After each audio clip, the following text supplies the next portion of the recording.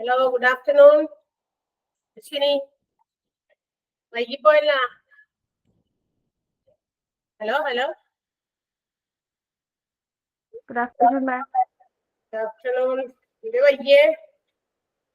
ഒരാളൊക്കെ കയറാറുള്ളൂ എന്ന് തോന്നുന്നു ഈ ക്ലാസ്സില്. അപ്പൊ ആ ഒരാളെങ്കിലും വന്നില്ലെങ്കിൽ എനിക്ക് ക്ലാസ് തുടങ്ങാൻ പറ്റില്ല. അതൊരു പ്രശ്നമുണ്ട്. ഞാൻ ഒരാളെങ്കിലും വരട്ടെ എന്ന് വിചാരിച്ച് വെയിറ്റ് ചെയ്തിരുന്നതാ. പറഞ്ഞേ കൂടി ഉണ്ടായിരുന്നല്ലോ എല്ലാ ദിവസവും ക്ലാസ്സിൽ കയറുന്ന കുട്ടിയാണല്ലോ. പറഞ്ഞേനെ കാണാൻ. ഓക്കെ, എന്തായാലും നമുക്ക് ക്ലാസ് തുടങ്ങാം. ഏത് ചാപ്റ്റർ നമ്മൾ പഠിച്ചുകൊണ്ടിരിക്കുന്നത്? നഴ്സിംഗ് അഡ്മിനിസ്ട്രേഷൻ അല്ലെ. നഴ്സിംഗുമായി ബന്ധപ്പെട്ട എന്തൊക്കെ കാര്യങ്ങളാണ് നഴ്സിംഗിൽ, എന്തൊക്കെ എന്താ പറയാ, ഒരു ലീഡർഷിപ്പ്, ഒരു അഡ്മിനിസ്ട്രേറ്റർ, അതായത് നഴ്സിംഗിന്റെ ഒരു അഡ്മിനിസ്ട്രേറ്റർക്ക് എന്തൊക്കെ കാര്യങ്ങൾ ചെയ്യണം, നഴ്സിംഗ് എന്താണ്, നഴ്സിംഗിൽ വരുന്ന പ്രധാനമായിട്ടുണ്ടാകുന്ന നഴ്സിംഗിന്റെ എന്താ പറയാ പ്രൊസീജിയേഴ്സ്, അഡ്മിനിസ്ട്രേഷനിൽ വരുന്ന പ്രൊസീജിയേഴ്സ് എന്തൊക്കെയാണ്, സ്റ്റാഫിംഗ് പ്രോസസ്സുമാണ്. ആ സ്റ്റാഫിംഗ് എന്താണ്, സ്റ്റാഫിംഗ് പ്രോസസ് എന്താണ്, പിന്നെ എന്താ പറയാ ഒരു എന്താ പറയാ നഴ്സിംഗ് അഡ്മിനിസ്ട്രേഷന്റെ എയിം, അവർ ലക്ഷ്യം വെച്ചിരിക്കുന്നത് പ്രധാനമായിട്ട് 3 ബേസിക് ആയിട്ടുള്ള എലമെന്റുകളിലാണ് എന്ന് പറഞ്ഞു. Nursing, high quality of nursing care given to the patients, പേഷ്യൻസിന് കൊടുക്കുന്ന നല്ല എന്താ പറയാ ഗുണനിലവാരമുള്ള പേഷ്യന്റ് കെയർ തന്നെ. പിന്നെ ഒരു സ്ട്രക്ചേർഡ് പക്ഷെ ഒരു ഫ്ലെക്സിബിൾ ആയിട്ടുള്ള ഒരു എൻവയോൺമെന്റ് ആണ് അവർക്ക് എന്താ പറയാ with along with the job satisfaction. അതായത് ജോലിക്കാർക്ക്, നഴ്സുമാർക്കായാലും മറ്റേതെങ്കിലും സ്റ്റാഫുകൾക്കും വർക്കേഴ്സിനും ഒക്കെ ആയാലും അവര് ചെയ്യുന്ന ജോലിയുടെ ആ എൻവയോൺമെന്റിൽ അവർക്ക് ജോബ് സാറ്റിസ്ഫാക്ഷൻ കിട്ടുകയും and at the same time they can develop their knowledge and skill അല്ലെ, അവരുടെ സ്വന്തമായിട്ടുള്ള അറിവും കഴിവും എന്താ പറയാ ജ്ഞാനമൊക്കെ വർദ്ധിപ്പിക്കുകയും ചെയ്യാം. ആ ഒരു രീതിയിലുള്ള ഒരു സ്ട്രക്ചേർഡ് ആയിട്ടുള്ള ഒരു ഫ്ലെക്സിബിൾ ആയിട്ടുള്ള ഒരു എൻവയോൺമെന്റ് അവർക്ക് ഓർഗനൈസേഷനിൽ, ഇപ്പോൾ ഹോസ്പിറ്റൽ ആയതുകൊണ്ട് ഹോസ്പിറ്റലിൽ സൃഷ്ടിക്കണം എന്നുള്ളത്.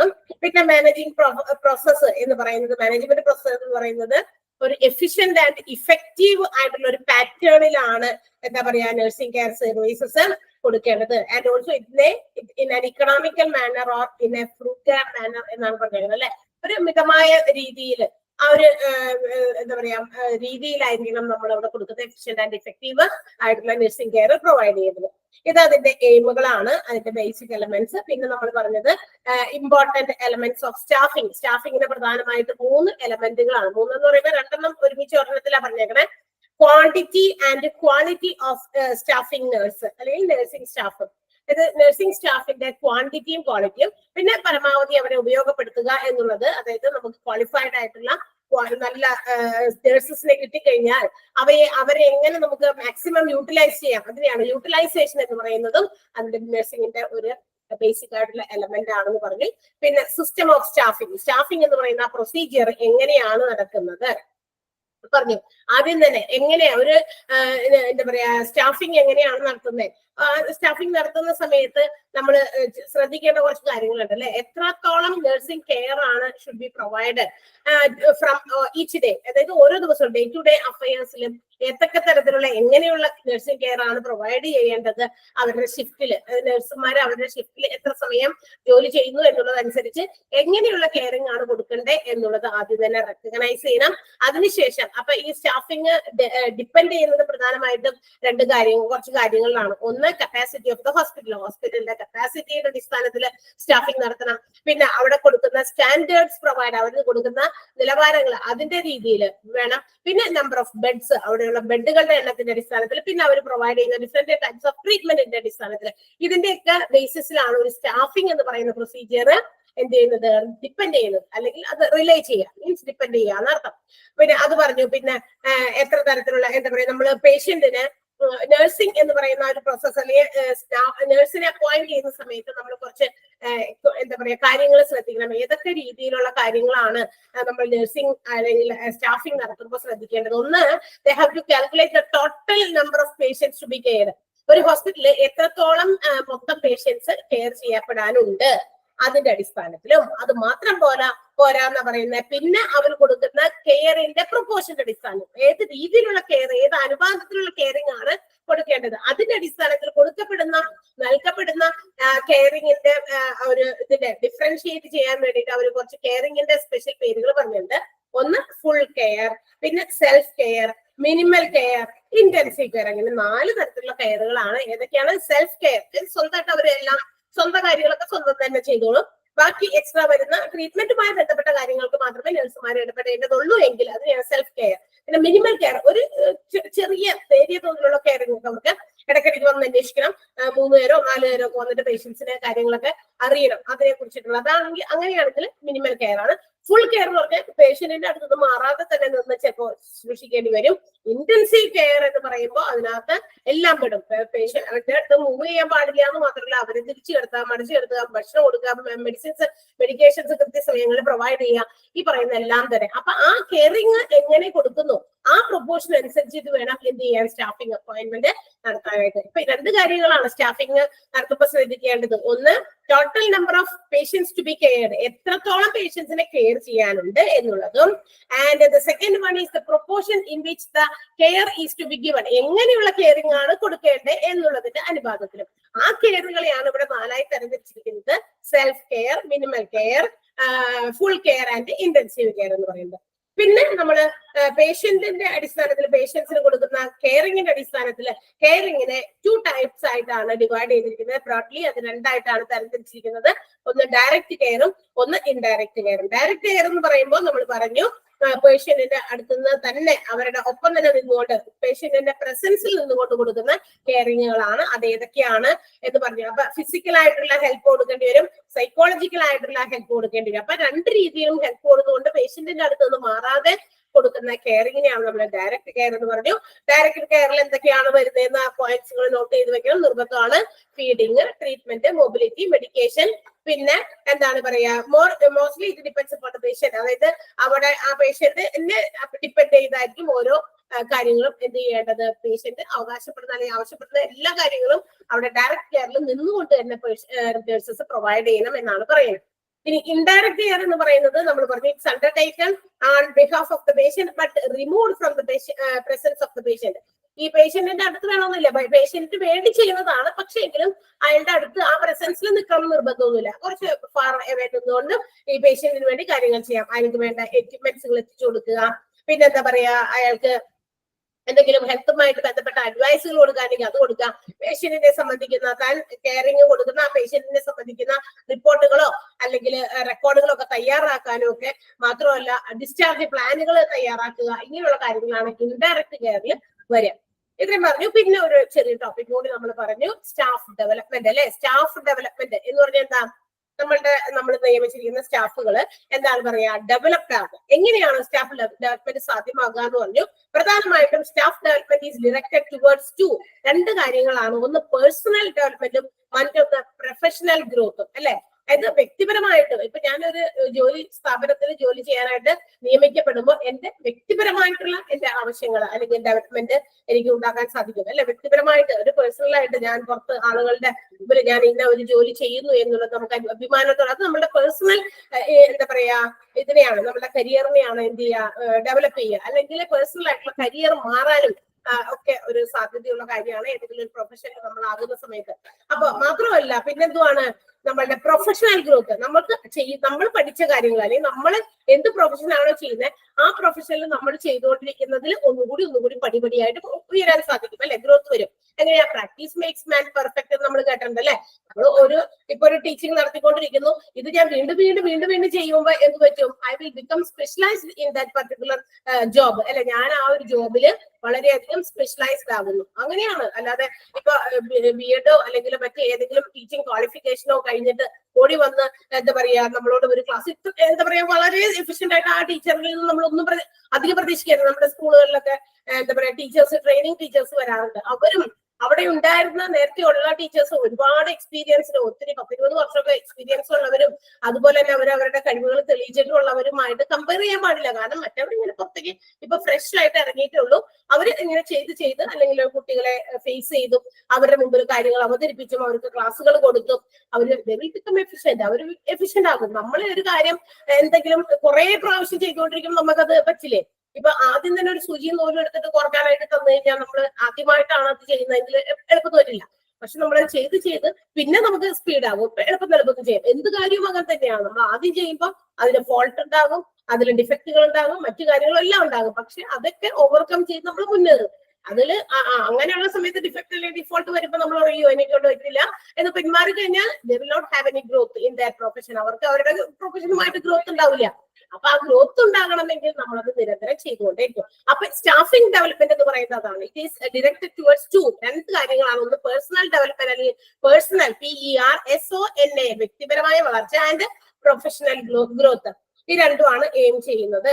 അപ്പൊ നഴ്സസിന് അവരുടെ പേഴ്സണൽ ഗ്രോത്തും അതുപോലെ തന്നെ പ്രൊഫഷണൽ ഗ്രോത്തും ഉണ്ടാകാൻ സാധിക്കും.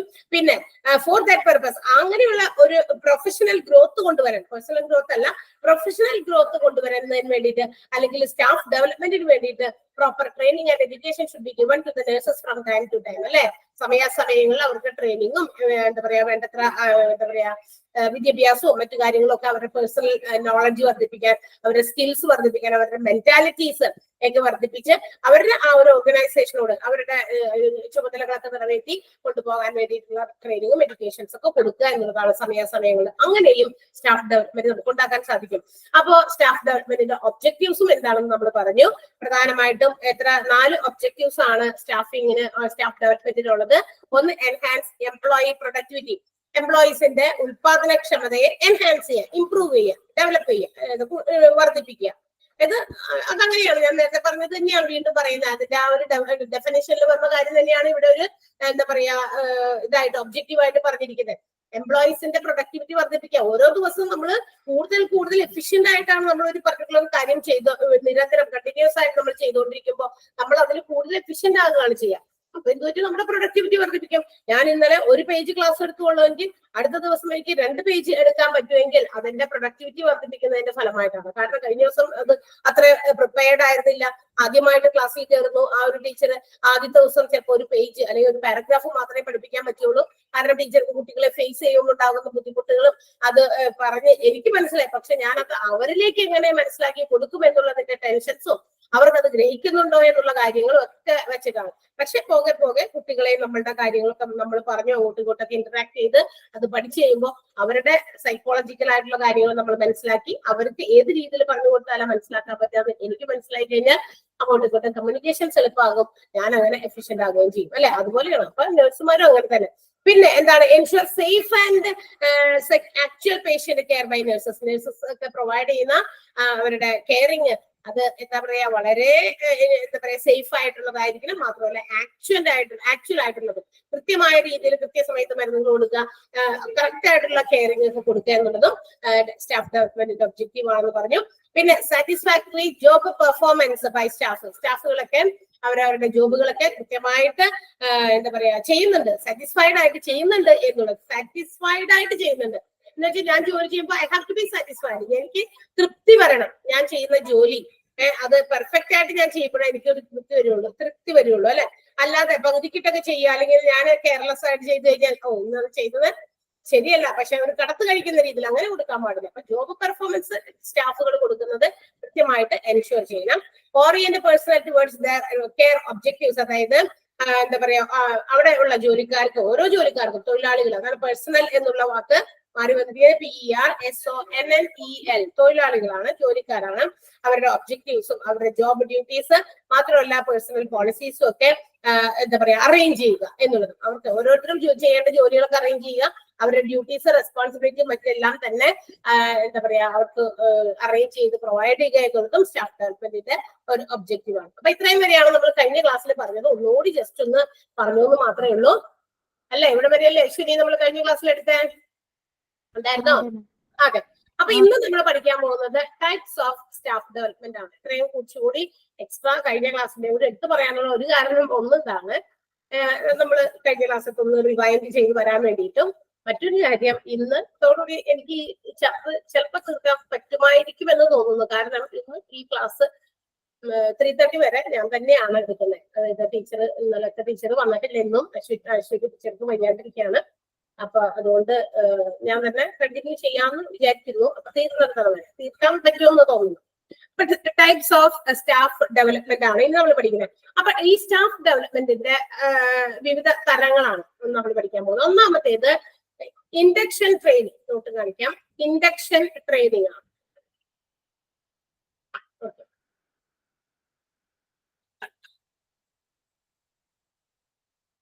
ഇൻഡക്ഷൻ ട്രെയിനിങ് ആണ്. എന്താണ് ഇൻഡക്ഷൻ ട്രെയിനിങ് എന്ന് പറയുന്നത്? അതായത് നമ്മളുടെ it is the training given to the employees, that means the new employees by the employer. അതായത് അവിടെ ഒരു ഓർഗനൈസേഷനിൽ, ഏത് ഓർഗനൈസേഷനിലും ഉണ്ടാകും, ഹോസ്പിറ്റൽസിൽ മാത്രമല്ല, ഹോസ്പിറ്റൽസിൽ ആകുമ്പോൾ നമ്മൾ ഇവിടെ ഹോസ്പിറ്റലിനെ കുറിച്ച് പഠിക്കുന്നത് കൊണ്ട് ഹോസ്പിറ്റൽസിൽ പുതിയ എംപ്ലോയീസിനെ അപ്പോയിന്റ് ചെയ്യുമ്പോൾ എംപ്ലോയർ കുറച്ച് ഡ്യൂട്ടീസ്, റെസ്പോൺസിബിലിറ്റീസ് ഒക്കെ അവർക്ക് കൊടുക്കും. പക്ഷേ they have to be given some adjustments in their new job. And they have to be familiarized with the new work environment and the people who are going to work along with them. അതായത് താൻ ഒരു ജോലി എന്താ പറയാ എംപ്ലോയിക്ക് കൊടുക്കുമ്പോൾ ആ employer കൊടുക്കുന്ന ജോലി ആ ജോബിൽ നിന്നുകൊണ്ട് അവിടെയുള്ള ആളുകളുമായിട്ട് കൂടിച്ചേർന്ന്, അവിടെയുള്ള വർക്കേഴ്സുമായിട്ട് കൂടിച്ചേർന്ന്, അവിടുത്തെ വർക്കിംഗ് എൻവയോൺമെന്റുമായിട്ട് കൂടിച്ചേർന്ന് ആ പുതിയ ജോലിയിൽ അഡ്ജസ്റ്റ് ചെയ്യാനുള്ള ഒരു ട്രെയിനിങ് അത് കൊടുക്കും. അതിനെയാണ് നമ്മൾ ഇൻഡക്ഷൻ ട്രെയിനിങ് കൊടുക്കുക. ഒരു പുതിയതായിട്ട് ഒരു ജോലിക്കാരൻ ഒരു ഓർഗനൈസേഷനിലേക്ക് വരുന്നു, അവര് വന്നത് എവിടെ ജോലി ചെയ്തോ എന്ന് പറഞ്ഞിട്ട് ആ ജോലി സ്ഥലം മാത്രം കാണിച്ചു കൊടുത്താൽ പോരാ, അല്ലെ? അവർക്ക് ഒരു ചെറിയൊരു ട്രെയിനിങ്, അവർ ആ ഒരു ജോബ് എൻവയോൺമെന്റിലേക്ക് ഒന്ന് മിങ്കിൾ ചെയ്യിപ്പിക്കാൻ, അതിനകത്തേക്ക് ആക്കാൻ വേണ്ടിയിട്ടും, അവർക്ക് ചുറ്റുമുള്ളവര്, തനിക്ക് ചുറ്റുമുള്ളവർ ആരൊക്കെയാണ് എന്ന് ജസ്റ്റ് ഒന്ന്, ഇവരൊക്കെ അവരൊക്കെയാണ് കേട്ടോ, ഇവരെ നിങ്ങളുടെ ഒപ്പം ചെയ്യുന്നവരാണ്, അപ്പൊ അതൊക്കെ ജസ്റ്റ് ഒന്ന് പരിചയപ്പെട്ടൊക്കെ അങ്ങനെയുള്ള കുറച്ച് ട്രെയിനിങ് കൊടുക്കും. ചിലപ്പോൾ ഒരു 1 ഡേ ട്രെയിനിങ്ങോ അല്ലെങ്കിൽ 2 ഡേയ്സോ, അത് ജോബിനെ ഡിപ്പെൻഡ് ചെയ്താണ് കൊടുക്കുക. അപ്പൊ ചിലപ്പോൾ ചില ജോബിനൊക്കെ 1 വീക്ക് ട്രെയിനിങ് ഒക്കെ കൊടുക്കും. അപ്പൊ ആ ഒരു ജോബ് എൻവയോൺമെന്റുമായിട്ട് ഫെമിലറൈസ് ചെയ്യാനും അവരുമായിട്ട് എന്താ പറയാ കമ്മ്യൂണിക്കേറ്റ് ചെയ്ത്, പല കാര്യങ്ങളും കമ്മ്യൂണിക്കേറ്റ് ചെയ്ത് ആ ജോബിനോട് എന്താ പറയാ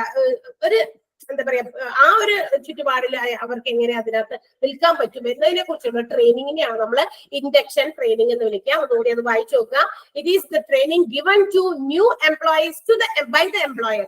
എംപ്ലോയർ ആണ് എംപ്ലോയീസിനെ ജോലി കൊടുക്കുന്നത് in order to help in adjustment to their new job. പുതിയ ഒരു ജോലിയിൽ എങ്ങനെ അഡ്ജസ്റ്റ് ചെയ്യാം, മാത്രമല്ല familiarise with their new work environment. പുതിയ വർക്ക് ചുറ്റുപാടില് എങ്ങനെ അവർക്ക് ഫെമിലറൈസ് ചെയ്യാം, അതിനോട് എങ്ങനെ ഇറങ്ങിച്ചേരാൻ സാധിക്കും, ചുറ്റുപാട് മാത്രമല്ല add up with the people who are working around dum. തനിക്ക് ചുറ്റുമുള്ള ആളുകളുമായിട്ട് എങ്ങനെ തനിക്ക് വർക്കിംഗ് ചെയ്യാൻ പറ്റും. എനിക്ക് ഒരു വർക്ക് ചെയ്യാനായിട്ട്, ഇപ്പൊ എനിക്ക് ജോലി ചെയ്യണമെങ്കിൽ ആ ജോലി ചെയ്യുന്ന ചുറ്റുപാടും എനിക്ക് എന്റെ ഒപ്പം നിൽക്കുന്ന ചുറ്റുമുള്ള ആളുകളും ആയിട്ട് എനിക്ക് ഒരു ജസ്റ്റ് ഒരു അവരോട് ഇണങ്ങിച്ചേരാൻ പറ്റണം. അല്ലെങ്കിൽ എനിക്കത് കണ്ടിന്യൂ ചെയ്യാൻ പറ്റില്ല. എനിക്ക് ഇവരുമായിട്ട് അറേഞ്ച് ചെയ്ത് പോകാൻ പറ്റുന്നില്ല, ഇവരുടെ കാര്യങ്ങൾ എനിക്ക് മനസ്സിലാകുന്നില്ല, അല്ലെങ്കിൽ ഇവിടെ എന്റെ കൂടെയുള്ള വർക്കേഴ്സ് അവരോട് യോജിച്ചു പോകാൻ എനിക്ക് പറ്റുന്നില്ല എങ്കിൽ I cannot work with satisfied mind, അല്ലെ? നമുക്കൊരു സാറ്റിസ്ഫൈഡ് മൈൻഡിൽ വർക്ക് ചെയ്യാൻ പറ്റില്ല. ആരോ തല്ലി പിടിച്ച് നമ്മളെ കൂടി ചെയ്യിപ്പിക്കുന്നത് പോലെ തോന്നും. അപ്പൊ നമുക്ക് ജോബ് സാറ്റിസ്ഫാക്ഷൻ കിട്ടണം. അപ്പൊ അതിന് വേണ്ടിയിട്ട് നമുക്ക് ചുറ്റുപാട് വളരെയധികം അറേഞ്ച് ചെയ്ത് തരിക, അതിന് വേണ്ടിയിട്ടുള്ള ട്രെയിനിങ് ആണ് ഇൻഡക്ഷൻ ട്രെയിനിങ്. എന്താണ് മനസ്സിലായോ അശ്വിനിക്ക്? ഓക്കെ. സെക്കൻഡ് വൺ ഈസ്, അപ്പൊ രണ്ടാമത്തെ ടൈപ്പ് ഓഫ് സ്റ്റാഫ് ഡെവലപ്മെന്റ് എന്ന് പറയുന്നത് ജോബ് ഓറിയന്റേഷൻ ആണ്. എന്താണ് ജോബ് ഓറിയന്റേഷൻ എന്ന് പറയുന്നത്? It is to make aware of an individual his or her duties and responsibilities and the relationship in the new work situation.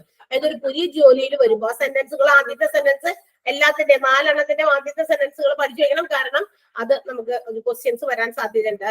Dash is the training given to the new employees by the employer in order to help to familiarise, to adjust with the new job or to familiarise with the new working environment and the people who are working around them എന്ന് പറഞ്ഞു കഴിഞ്ഞാൽ അത് induction training ആണ്. അടുത്തത് job orientation ആണ്. അതായത് ഒരു ഇൻഡിവിജ്വലിനെ, അതാണാകാം വേണ്ടാകാം, അതാണ് ഹിസ് ഓർ ഹെർ എന്ന് തേക്കണ സ്ലാഷ് ആണ്. അവർക്ക് അവരുടെ റോൾസ് ഒരു ബിസിനസ് സ്ഥാപനത്തില്, ഇപ്പൊ ഇവിടെ ഹോസ്പിറ്റലില് എന്തൊക്കെ റോൾ ഉണ്ട്, എന്തൊക്കെ ഉത്തരവാദിത്തങ്ങൾ, റിലേഷൻഷിപ്സ്, അതുപോലെ തന്നെ ഉത്തരവാദിത്തങ്ങൾ, അത് എങ്ങനെ ഈ ന്യൂ വർക്കിംഗ് സിറ്റുവേഷൻസിൽ എന്തൊക്കെയാണ് ചെയ്യേണ്ടത് അതിനെ കുറിച്ചുള്ള ഒരു അവയർനെസ് കൊടുക്കുക. ആ അവയർനെസ് പ്രോസസ്സിനെയാണ് നമ്മൾ ജോബ് ഓറിയന്റേഷൻ, ജോബ് അറേഞ്ച്മെന്റ് എന്നാണ് പറയുക. അതിന് ആ രീതിയിൽ ജോബ് അറേഞ്ച് ചെയ്ത് കൊടുക്കുക എന്നുള്ളതാണ്. അപ്പൊ ജോബ് അറേഞ്ച്മെന്റ് ആണ് ഓറിയന്റേഷൻ എന്ന് പറയുന്നത്. Process of making aware of an individual his or her responsibilities, roles and relationships in the new working situation. അപ്പൊ പുതിയ വർക്കിംഗ് സിറ്റുവേഷൻസിൽ ഓരോ ജോലിക്കാരും ഒരു ആള് ജോലി ചെയ്യാനായിട്ട് വരുമ്പോൾ അവരുടെ റോൾസും അവരുടെ റെസ്പോൺസിബിലിറ്റീസും അതുപോലെ തന്നെ റിലേഷൻഷിപ്സും ഒക്കെ മനസ്സിലാക്കി കൊടുക്കുന്ന ആ ഒരു കാര്യമാണ്, ആ ഒരു പ്രോസസ്സിനെ അവർക്കത് മനസ്സിലാക്കി കൊടുക്കുക. ഇന്ന ജോലിയാണ് നീ ചെയ്യാൻ പോകുന്നത്, ഇന്ന ആളുകളൊക്കെ ആയിട്ടാണ് നീ എന്ത് ചെയ്യാ, നീ കമ്മ്യൂണിക്കേറ്റ് ചെയ്യേണ്ടത്, അങ്ങനെയുള്ള കാര്യങ്ങളൊക്കെ ഇന്ന ഡ്യൂട്ടീസ് ആണ് നീ ചെയ്യേണ്ടത് എന്നുള്ള കാര്യങ്ങളൊക്കെ മനസ്സിലാക്കി കൊടുക്കുക. അതാണ് ജോബ് ഓറിയന്റേഷൻ. ഇനി എന്താണ് ഇൻ സർവീസ് എഡ്യൂക്കേഷൻ ആണ്. മൂന്നാമത്തെ ടൈപ്പ് എന്ന് പറയുന്നത് ഇൻ സർവീസ് എഡ്യൂക്കേഷൻ ആണ്. ഇതെന്ന് പറയുന്നത് ഒരു എഡ്യൂക്കേഷണൽ എക്സ്പീരിയൻസ് ആണ്. എന്തിനു വേണ്ടിയിട്ട്? To provide in the job setting and closely identified with the services in order to help the person discharge his duties more effectively as a person and as a worker.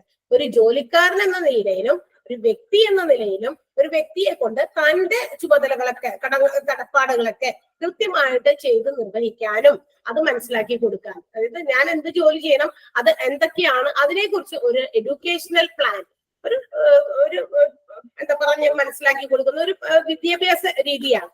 അതിനെയാണ് എന്തെന്ന് വിളിക്കുക. അപ്പൊ അങ്ങനെ ആ job സെറ്റിംഗിൽ ഇപ്പൊ എനിക്ക് ഒരു ഹോസ്പിറ്റലിൽ ഒരു നഴ്സായിട്ട് ഒരു സ്റ്റാഫായിട്ട് എന്നെ നിയമിക്കുകയാണ്. അപ്പൊ എനിക്ക് എങ്ങനെ എന്റെ ജോലികൾ എന്തൊക്കെയാണ് ഞാൻ ചെയ്യേണ്ടത്, എന്റെ ജോലികൾ ഞാൻ ഡിസ്ചാർജ് ഹിസ് ഡ്യൂട്ടീസ്, എന്റെ ജോലി ഞാൻ എങ്ങനെ ആ പ്രവർത്തികൾ എന്റെ കടമകളൊക്കെ ഞാൻ എങ്ങനെ നിർവഹിക്കും, അതെങ്ങനെ as A person and as A worker, ഒരു ജോലിക്കാരൻ എന്ന നിലയിലും ഒരു വ്യക്തി എന്ന നിലയിലും മോർ ഇഫക്റ്റീവായിട്ട് ഞാൻ എന്റെ ഡ്യൂട്ടീസ് എങ്ങനെ ഡിസ്ചാർജ് ചെയ്യും. പല രീതിയിൽ നമുക്ക് നമ്മുടെ ജോലി ചെയ്യാം. വെറുതെ ഒരു കടത്ത് കഴിക്കുന്ന രീതിയിൽ നമുക്ക് നമ്മുടെ ജോലി ചെയ്യാം. എന്നാൽ മോർ ഇഫക്റ്റീവായിട്ട് അത് വളരെയധികം നമ്മളുടെ ആ ഒരു ഡ്യൂട്ടി, നമ്മളുടെ ആ ഒരു കെയറിങ്, ഇപ്പൊ ഹോസ്പിറ്റൽസിൽ പലതരത്തിലുള്ള നഴ്സുമാരുണ്ട് അല്ലെ, എല്ലാവരുടെയും മൈൻഡും അതുപോലെ എല്ലാവരുടെയും അവര് കൊടുക്കുന്ന കെയറിങ്ങും ഒരുപോലെ വരണം നിർബന്ധമൊന്നുമില്ല. ചിലർ ഭയങ്കര ഇന്റിമേറ്റ് ആയിട്ട് അവരോട് പേഷ്യൻസിനോട് പെരുമാറും, ഭയങ്കര എന്താ പറയാ സിമ്പത്തറ്റിക് ആയിട്ടും കെയറിങ് ആയിട്ടും ലവിങ് ആയിട്ടും ഒക്കെ പെരുമാറും. ചിലര് അവരുടെ കടത്ത് കൊടുക്കുന്നത് ആകെ കൊടുത്തു കഴിഞ്ഞു, അവിടെ വേറെ മറ്റു കാര്യങ്ങളൊന്നുമില്ല. പക്ഷെ നമ്മൾ ചോദിക്കാൻ തന്നെ എന്തെങ്കിലും നമുക്ക് നമ്മളുടെ പേഷ്യൻസിന്റെ ബൈസ്റ്റാൻഡേഴ്സിന് പോലും എന്തെങ്കിലും ആ പേഷ്യന്റിനെ കുറിച്ച് ചോദിക്കാൻ തന്നെ പേടിപ്പെടുത്തുന്ന രീതിയിൽ ആയിരിക്കും അവരുടെ പ്രവർത്തികൾ തന്നെ. അപ്പൊ നമുക്കൊന്നും ചോദിക്കാൻ തോന്നില്ല അല്ലെ. പക്ഷെ ചിലർ ഭയങ്കര ഫ്രണ്ട്ലി ആയിരിക്കും, ലവിങ് ആയിരിക്കും. എന്ത് വേണമെങ്കിലും നമ്മളൊന്ന് ജസ്റ്റ് ഒന്ന് വാക്ക് പറഞ്ഞാൽ തന്നെ അതിന് എന്താണ് എന്ന് ചോദിച്ച് നമ്മൾ ഇങ്ങോട്ടേക്ക് റിയാക്ട് ചെയ്യുമ്പോൾ നമുക്ക് ആ ഒരു കാര്യം മനസ്സിലാവും അല്ലെ. അപ്പൊ അങ്ങനെയുള്ള കെയറിംഗ് ഒക്കെ, അപ്പൊ ആ രീതിയിൽ എന്താ പറയാ ജോബ് സെറ്റിങ്ങുകളിൽ നമുക്ക് നമ്മുടെ ഡ്യൂട്ടീസ് നമ്മൾ മോർ ഇഫക്റ്റീവ് ആയിട്ട് ചെയ്യേണ്ടത് എങ്ങനെയാണെന്നുള്ള ഒരു എഡ്യൂക്കേഷൻ, അതിനെയാണ് നമ്മൾ ഇൻ സർവീസ് എഡ്യൂക്കേഷൻ. അപ്പൊ ജോലിക്ക് നിർത്തി കഴിയുമ്പോൾ തന്നെ ഇത് ഇടയ്ക്കൊക്കെ ഇങ്ങനെ ഇടയ്ക്ക് ഒരു ബൂസ്റ്റപ്പ് പോലെ കൊടുക്കേണ്ടി വരും അവർക്ക്, ഭയങ്കര ഇഫക്റ്റീവ് ആയിട്ട് അവരിൽ നിന്നും അവരുടെ ഡ്യൂട്ടീസ് അവര് പ്രൊവൈഡ് ചെയ്യാൻ വേണ്ടി. അങ്ങനെ ഒരു ഇൻ സർവീസ് എഡ്യൂക്കേഷനിലൂടെ they can give instructional and training programmes. ഞാൻ പറഞ്ഞില്ലേ, ഇതൊക്കെ ഇവർ പ്രൊവൈഡ് ചെയ്യുന്നത് പലതരത്തിലുള്ള ട്രെയിനിങ് പ്രോഗ്രാമുകളിലൂടെയാണ് എംപ്ലോയീസിന്. അതായത് പല ഏജൻസിനെ വിളിച്ചിട്ട് ചില എന്താ പറയാ ഇതുപോലെയുള്ള എഡ്യൂക്കേഷൻസ് ഇംപ്രൂവ് ചെയ്യാനായിട്ടുള്ള ചില എഡ്യൂക്കേഷൻസ് പ്രൊവൈഡ് ചെയ്യും, അല്ലെങ്കിൽ ട്രെയിനിങ് പ്രൊവൈഡ് ചെയ്യും. അതാണ് ഇൻ സർവീസ്. ജോലിക്ക് ഇരിക്കെ തന്നെ നഴ്സസിന് ഇതുപോലെയുള്ള ട്രെയിനിങ്ങുകൾ അത്യാവശ്യമാണ് അല്ലെ. ടീച്ചേഴ്സ് ഒക്കെ നമ്മളിപ്പോ എന്താ പറയാ ടീച്ചേഴ്സിന്റെ ക്വാളിഫൈഡ് പരീക്ഷകളൊക്കെ പാസ്സായി സർട്ടിഫിക്കറ്റും ഒക്കെ ആയിട്ട് എവിടെയെങ്കിലും ഒക്കെ നമ്മൾ ആപ്ലിക്കേഷൻസ് അയച്ച് കുറെ ഏതെങ്കിലും പ്രൈവറ്റ് സ്കൂളുകളിലൊക്കെ നമ്മളതിൽ നിന്ന് ഫ്രഷ് ആയിട്ട് പുറത്തിറങ്ങിയാൽ അപ്പൊ തന്നെ എന്താ പറയാ എല്ലാ ഇതും എഴുതിയിട്ട് നമുക്ക് കിട്ടണമെന്ന് നിർബന്ധമൊന്നുമില്ല. അപ്പൊ നമ്മൾ അടുത്ത എവിടെയെങ്കിലൊക്കെ സ്കൂളുകളിലൊക്കെ ആപ്ലിക്കേഷൻസ് വയ്ക്കും, കുറച്ച് എക്സ്പീരിയൻസും ഒക്കെ കിട്ടാൻ വേണ്ടിയിട്ടൊക്കെ അല്ലെ. അങ്ങനെയുള്ള സ്കൂളുകളിൽ പോയിട്ട് പഠിപ്പിക്കുന്നു. അങ്ങനെ വരുമ്പോൾ നമുക്ക് എന്താ പറയാ നമ്മൾക്ക് ആ ഒരു ട്രെയിനിങ്, നമുക്ക് ഒരു എക്സ്പീരിയൻസ് കിട്ടും, അതേപോലെ ട്രെയിനിങ് കിട്ടും. അതൊക്കെ ആ ഒറ്റ പ്രാവശ്യം കിട്ടുന്നുള്ളൂ. അതിനുശേഷം പിന്നീട് വീണ്ടും നമുക്ക് ട്രെയിനിങ്ങിന്റെ ആവശ്യമില്ല. അതേസമയം നേഴ്സ് ആണെങ്കിൽ അവർക്ക് ഇടയ്ക്കിടയ്ക്ക് ഇതുപോലെയുള്ള എഡ്യൂക്കേഷണൽ പ്രോഗ്രാമുകളും ട്രെയിനിങ്സും എന്താ പറയാ വളരെ ഇമ്പോർട്ടന്റ് ആണ്. കാരണം എന്താണ്? കാരണം പുതിയ രോഗങ്ങളാണ് ഓരോ ദിവസവും വരുന്നത്. പുതിയ രീതിയിലുള്ള ടെക്നോളജീസ് ആണ് ട്രീറ്റ്മെന്റിന് വേണ്ടി ഉപയോഗിക്കുന്നത്. പിന്നെ ഓരോ പുതിയ രീതിയിലുള്ള മരുന്നുകളാണ് വരുന്നത്. അപ്പൊ ഇതൊക്കെ ഇവരെ അറിയിക്കണ്ടേ. അപ്പൊ ഇവർക്ക് ഇടയ്ക്കിടയ്ക്ക് ട്രെയിനിങ്ങുകളും അതുപോലെ തന്നെ ഇതുപോലെയുള്ള അറിവുകളും പകർന്നു കൊടുക്കാൻ വേണ്ടിയിട്ടൊക്കെയുള്ള ക്ലാസ്സുകൾ കൊടുക്കേണ്ടി വരും. അപ്പൊ ആ സർവീസിൽ ഇരിക്കുന്ന സമയത്ത് ഫുൾ ടൈം ഇടയ്ക്കിടയ്ക്ക് ഇവർക്ക് ഇതുപോലെയുള്ള ട്രെയിനിങ്സ് ആവശ്യമാണ്. അതിനെയാണ് നമ്മൾ ഇൻ സർവീസ് എഡ്യൂക്കേഷൻ, അതും സ്റ്റാഫ് ഡെവലപ്മെന്റിന്റെ ഒരു ഭാഗമാണ്. അങ്ങനെയാണ് ഇവർക്ക് ഇവരുടെ പ്രൊഫഷണൽ ഗ്രോത്തും പേഴ്സണൽ ഗ്രോത്തും ഇൻക്രീസ് ചെയ്യാനായിട്ട് സാധിക്കുള്ളൂ. And the last one is continuing education. Continuing education എന്ന് പറഞ്ഞാൽ എന്താ? ഇത് സംഭവിക്കുന്നത് it happens after an individual has completed the basic education. നമ്മൾ ഒരു നേഴ്സ് ആകാൻ വേണ്ടിയിട്ടുള്ള ബേസിക് എഡ്യൂക്കേഷൻ ഒക്കെ കിട്ടി, ക്വാളിഫിക്കേഷൻ ഒക്കെ വാങ്ങിച്ചു, അവിടെ വീട്ടിൽ കൊണ്ടുവന്ന് വെച്ചു അല്ലെ. എന്നാൽ ഇത് തീരുന്നില്ല. ഇത് എന്ന് പറയുന്നത് ഒരു എന്താ പറയാ തുടക്കം മാത്രമാണ്. ആ സർട്ടിഫിക്കറ്റ് അവിടെ കൊണ്ടുവന്ന് വെച്ചതുകൊണ്ട് ഒരു നേഴ്സ് ആകുന്നില്ല, നഴ്സിംഗ് പഠിച്ച ആള്. ഓക്കെ, ഈ ശരിക്കും പറഞ്ഞാൽ ഈ ഒരു എഡ്യൂക്കേഷൻ അതൊരു കണ്ടിന്യൂ ചെയ്യുന്നത് when they go for A job. അത് വെച്ചിട്ട് ഒരു ജോലിക്ക് വേണ്ടി കയറി കഴിയുമ്പോഴാണ് അതിനകത്ത് എന്താ പറയാ എക്സ്പീരിയൻസിലൂടെ അല്ലെങ്കിൽ അവിടെ ഒരു നഴ്സിംഗ് എഡ്യൂക്കേഷണൽ പ്രോഗ്രാമുകൾ ഇങ്ങനെ ഇടയ്ക്കിടയ്ക്ക് പങ്കെടുത്ത് മാത്രമാണ് അവർക്ക് ആ ഒരു എഡ്യൂക്കേഷൻ കംപ്ലീറ്റ് ചെയ്യാൻ പറ്റുക. ഓരോ ദിവസവും കൂടി പഠിച്ചുകൊണ്ടിരിക്കും, ഓരോ സമയവും പഠിച്ചുകൊണ്ടിരിക്കേണ്ടി വരും. പുതിയ രോഗമായിട്ട് വരുമ്പോൾ തീർച്ചയായിട്ടും ആ രോഗം എന്താണെന്ന് പഠിക്കണം, അതിനുള്ള മരുന്ന് എന്താണെന്ന് ഡോക്ടേഴ്സ് പഠിക്കുന്നതോടൊപ്പം തന്നെ നഴ്സസ് പറഞ്ഞിരിക്കണം. Because they are caring the patients. Doctors അല്ല, കൂടുതൽ കെയറിംഗ് കൊടുക്കുന്നത് നഴ്സുമാരാണ്. അപ്പൊ അവർക്കും അറിയണം എന്തൊക്കെ മെഡിസിൻസ് പ്രൊവൈഡ് ചെയ്തത്. അപ്പൊ ഇങ്ങനെയാണ് 4 തരത്തിലുള്ള സ്റ്റാഫ് ഡെവലപ്മെന്റുകൾ. 4 ഡിഫറെന്റ് ആണ്. ഇൻഡക്ഷൻ ട്രെയിനിങ് ഉണ്ട്, അത് ന്യൂ എംപ്ലോയീസിന് എംപ്ലോയർ കൊടുക്കുന്നതാണ്. അവർക്ക് എങ്ങനെയാണ് അവരുടെ എൻവയോൺമെന്റുമായിട്ട്, ജോബ് എൻവയോൺമെന്റുമായി പൊരുത്തപ്പെടാം, അവിടെയുള്ള ആളുകളുമായിട്ട് എങ്ങനെ പൊരുത്തപ്പെടാം എന്നുള്ള അഡ്ജസ്റ്റ്മെന്റുകളാണ് ഇൻഡക്ഷൻ ട്രെയിനിങ്. ജോബ് ഓറിയന്റേഷൻ എന്ന് പറയുന്നത് ഓരോ ഇൻഡിവിജ്വൽസിനെയും, ജോലിയിൽ വരുന്ന ഓരോ ഇൻഡിവിജ്വൽസിനെയും അവരുടെ റോൾസ്, റെസ്പോൺസിബിലിറ്റീസ്, റിലേഷൻഷിപ്സ് ഒക്കെ എങ്ങനെ ഒരു ന്യൂ വർക്കിംഗ് സിറ്റുവേഷൻസിൽ പ്രൊവൈഡ് ചെയ്യേണ്ടത് എന്നുള്ളത് മനസ്സിലാക്കി കൊടുക്കുന്ന, അവയർനെസ് കൊടുക്കുന്ന ഒരു പ്രോസസ്സാണ് എന്ന് വിളിക്കാം ജോബ് ഓറിയന്റേഷൻ എന്ന് വിളിക്കാം.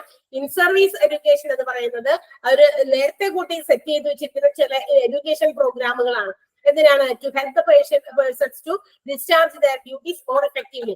ഓരോ ആളുകളും അവരവരുടെ ജോലികൾ എത്ര ഇഫക്റ്റീവായിട്ട് അവർക്ക് അത് ആസ് എ പേഴ്സണും ആസ് എ വർക്കറുമായിട്ട് ചെയ്തു തീർക്കാൻ പറ്റും എന്നതിന് വേണ്ടി കൊടുക്കുന്ന കുറച്ച് വിദ്യാഭ്യാസം, കുറച്ച് എഡ്യൂക്കേഷൻ, കുറച്ച് ട്രെയിനിങ് ആണ്. കണ്ടിന്യൂയിങ് എഡ്യൂക്കേഷൻ എന്ന് പറയുന്നത് ബേസിക് എഡ്യൂക്കേഷൻ കിട്ടിക്കഴിഞ്ഞതിന് ശേഷം നഴ്സസ്, അതായത് ഓരോ ആളുകളും അവരുടെ ട്രെയിനിങ്ങിലൂടെയും അതുപോലെ തന്നെ എഡ്യൂക്കേഷൻ പ്രോഗ്രാമുകളിലൂടെയും ഗെറ്റ് മോർ എഡ്യൂക്കേഷൻ, കൂടുതൽ വിദ്യാഭ്യാസം കിട്ടിക്കൊണ്ടിരിക്കുന്നു എന്നുള്ളതാണ്. അപ്പൊ ഇതാണ് സ്റ്റാഫ് ഡെവലപ്മെന്റിന്റെ ടൈപ്സ് എന്ന് പറയുന്നത്. കിട്ടിയോ അശ്വിനി? ആ ആദ്യത്തെ ഒരു സെന്റൻസ് നോക്കി വെച്ചാൽ മതി. Induction training, job orientation, in service education, continuing education. ആദ്യത്തെ സെന്റൻസുകൾ നോക്കി വെക്കണം. കാരണം ആദ്യത്തെ സെന്റൻസ് വെച്ചിട്ടായിരിക്കും നമുക്ക് അത് എന്താണ്, ഏത് ടൈപ്പ് ഓഫ് സ്റ്റാഫ് ഡെവലപ്മെന്റ് ആണ് ഇന്നത് എന്ന് ചോദിക്കാം. ഓക്കെ, ഇനി എന്താണ് സ്റ്റാഫ് ഡെവലപ്മെന്റിന്റെ അഡ്വാൻറ്റേജസ്? എന്തൊക്കെ നേട്ടങ്ങൾ, ഗുണങ്ങൾ ഉണ്ട് സ്റ്റാഫ് ഡെവലപ്മെന്റിന്? ഒന്ന്, പോസിറ്റീവ് ഓർഗനൈസേഷണൽ ക്ലൈമറ്റ് ഉണ്ടാക്കുക. എന്ന് വെച്ചാൽ ഒരു ഓർഗനൈസേഷനിൽ, ഏത് ഓർഗനൈസേഷനിലും ഈ പറയുന്ന സ്റ്റാഫ് ഡെവലപ്മെന്റ് ഉണ്ട്, ഹോസ്പിറ്റൽസിൽ മാത്രമല്ല. അതുകൊണ്ടാണ് അങ്ങനെ പറഞ്ഞേക്കുന്നത്. ഹോസ്പിറ്റലിൽ ആണെങ്കിലും ഹോസ്പിറ്റലിൽ, മറ്റേതെങ്കിലും ബിസിനസ് സ്ഥാപനങ്ങളിലാണെങ്കിൽ അവിടെ ആ ഓർഗനൈസേഷനിൽ ഒരു പോസിറ്റീവ് ക്ലൈമറ്റ് ഉണ്ടാക്കുക. എന്ന് വെച്ചാൽ ഒരു നെഗറ്റീവ് ഫീലിംഗ് ഇല്ലാത്ത ഒരു അവസ്ഥ ഉണ്ടാക്കുക. പോസിറ്റീവ് ഓർഗനൈസേഷണൽ ക്ലൈമറ്റ് എന്ന് പറഞ്ഞാൽ നമ്മൾ പറയും മഴ, വെയില്, ആ കാലാവസ്ഥ. അതല്ല. ഒരു നമ്മുടെ വീട്ടിലെ കാലാവസ്ഥ മോശമാണെന്ന് പറയില്ലേ, വീട്ടിലൊക്കെ കയറുമ്പോൾ ചില ആൾക്കാർ ഇങ്ങനെ പറയും, ഒരു കൊളോക്കിയലായിട്ട് പറയുന്നതാണ്, കാലാവസ്ഥ വളരെ മോശമാണ്. എന്ന് വെച്ചാൽ എന്താ, അവിടുത്തെ അറ്റ്മോസ്ഫിയർ ഇച്ചിരി മോശമായാൽ ചിലപ്പോൾ ആളുകൾക്ക് നല്ലൊരു എന്താ പറയാ സന്തോഷത്തിലിരിക്കുന്ന സമയമായിരിക്കില്ല, ചിലപ്പോൾ ദുഃഖത്തിലായിരിക്കും, ചിലപ്പോൾ ഭയങ്കര ദേഷ്യത്തിലായിരിക്കാം. അങ്ങനെ ഒരു ഇത് വരുമല്ലോ. ഇവിടെ ഒരു ഓർഗനൈസേഷനിൽ നമുക്കൊരു പോസിറ്റീവ് ക്ലൈമറ്റ് ഉണ്ടാക്കാനായിട്ട് സാധിക്കും. എന്തുകൊണ്ട്? സ്റ്റാഫ് ഡെവലപ്മെന്റ് കൊണ്ട്. അത് അതിന്റെ അഡ്വാൻറ്റേജ് ആണ്. രണ്ടാമത്തേത്, it facilitates open channels of communication. എല്ലാവരുമായിട്ട് ഇടപെടുവാനും കമ്മ്യൂണിക്കേറ്റ് ചെയ്യാനും ഉള്ള ഒരു വഴി തുറന്നു കൊടുക്കുന്നു എന്നുള്ളതാണ്. Opens channels of communication. എല്ലാവരുമായിട്ട്, സ്റ്റാഫുകളുമായിട്ടോ ഡോക്ടേഴ്സുമായിട്ടോ മറ്റുള്ളവരൊക്കെ ആയിട്ടൊക്കെ അവർക്ക് എന്താ പറയാ ഭയങ്കരമായിട്ട് നല്ല രീതിയിലുള്ള കമ്മ്യൂണിക്കേഷൻ ഫെസിലിറ്റി ഓപ്പൺ ചെയ്യുന്നു എന്നുള്ളത് മറ്റൊരു അഡ്വാൻറ്റേജ് ആണ്. Pass over organisational message to workers. ആ ഓർഗനൈസേഷന്റെ, ഇപ്പൊ ഹോസ്പിറ്റൽ ആണെങ്കിൽ ഹോസ്പിറ്റൽ ഓർഗനൈസേഷന്റെ എന്ത് കാര്യങ്ങളെ കുറിച്ചിട്ടുള്ള കാര്യങ്ങളാണെങ്കിലും വർക്കേഴ്സിലേക്ക് കൂടി അത്തരം മെസ്സേജസ് പാസ് ചെയ്യാൻ പറ്റും. എന്ന് വെച്ചാൽ കാരണം they are in better communication.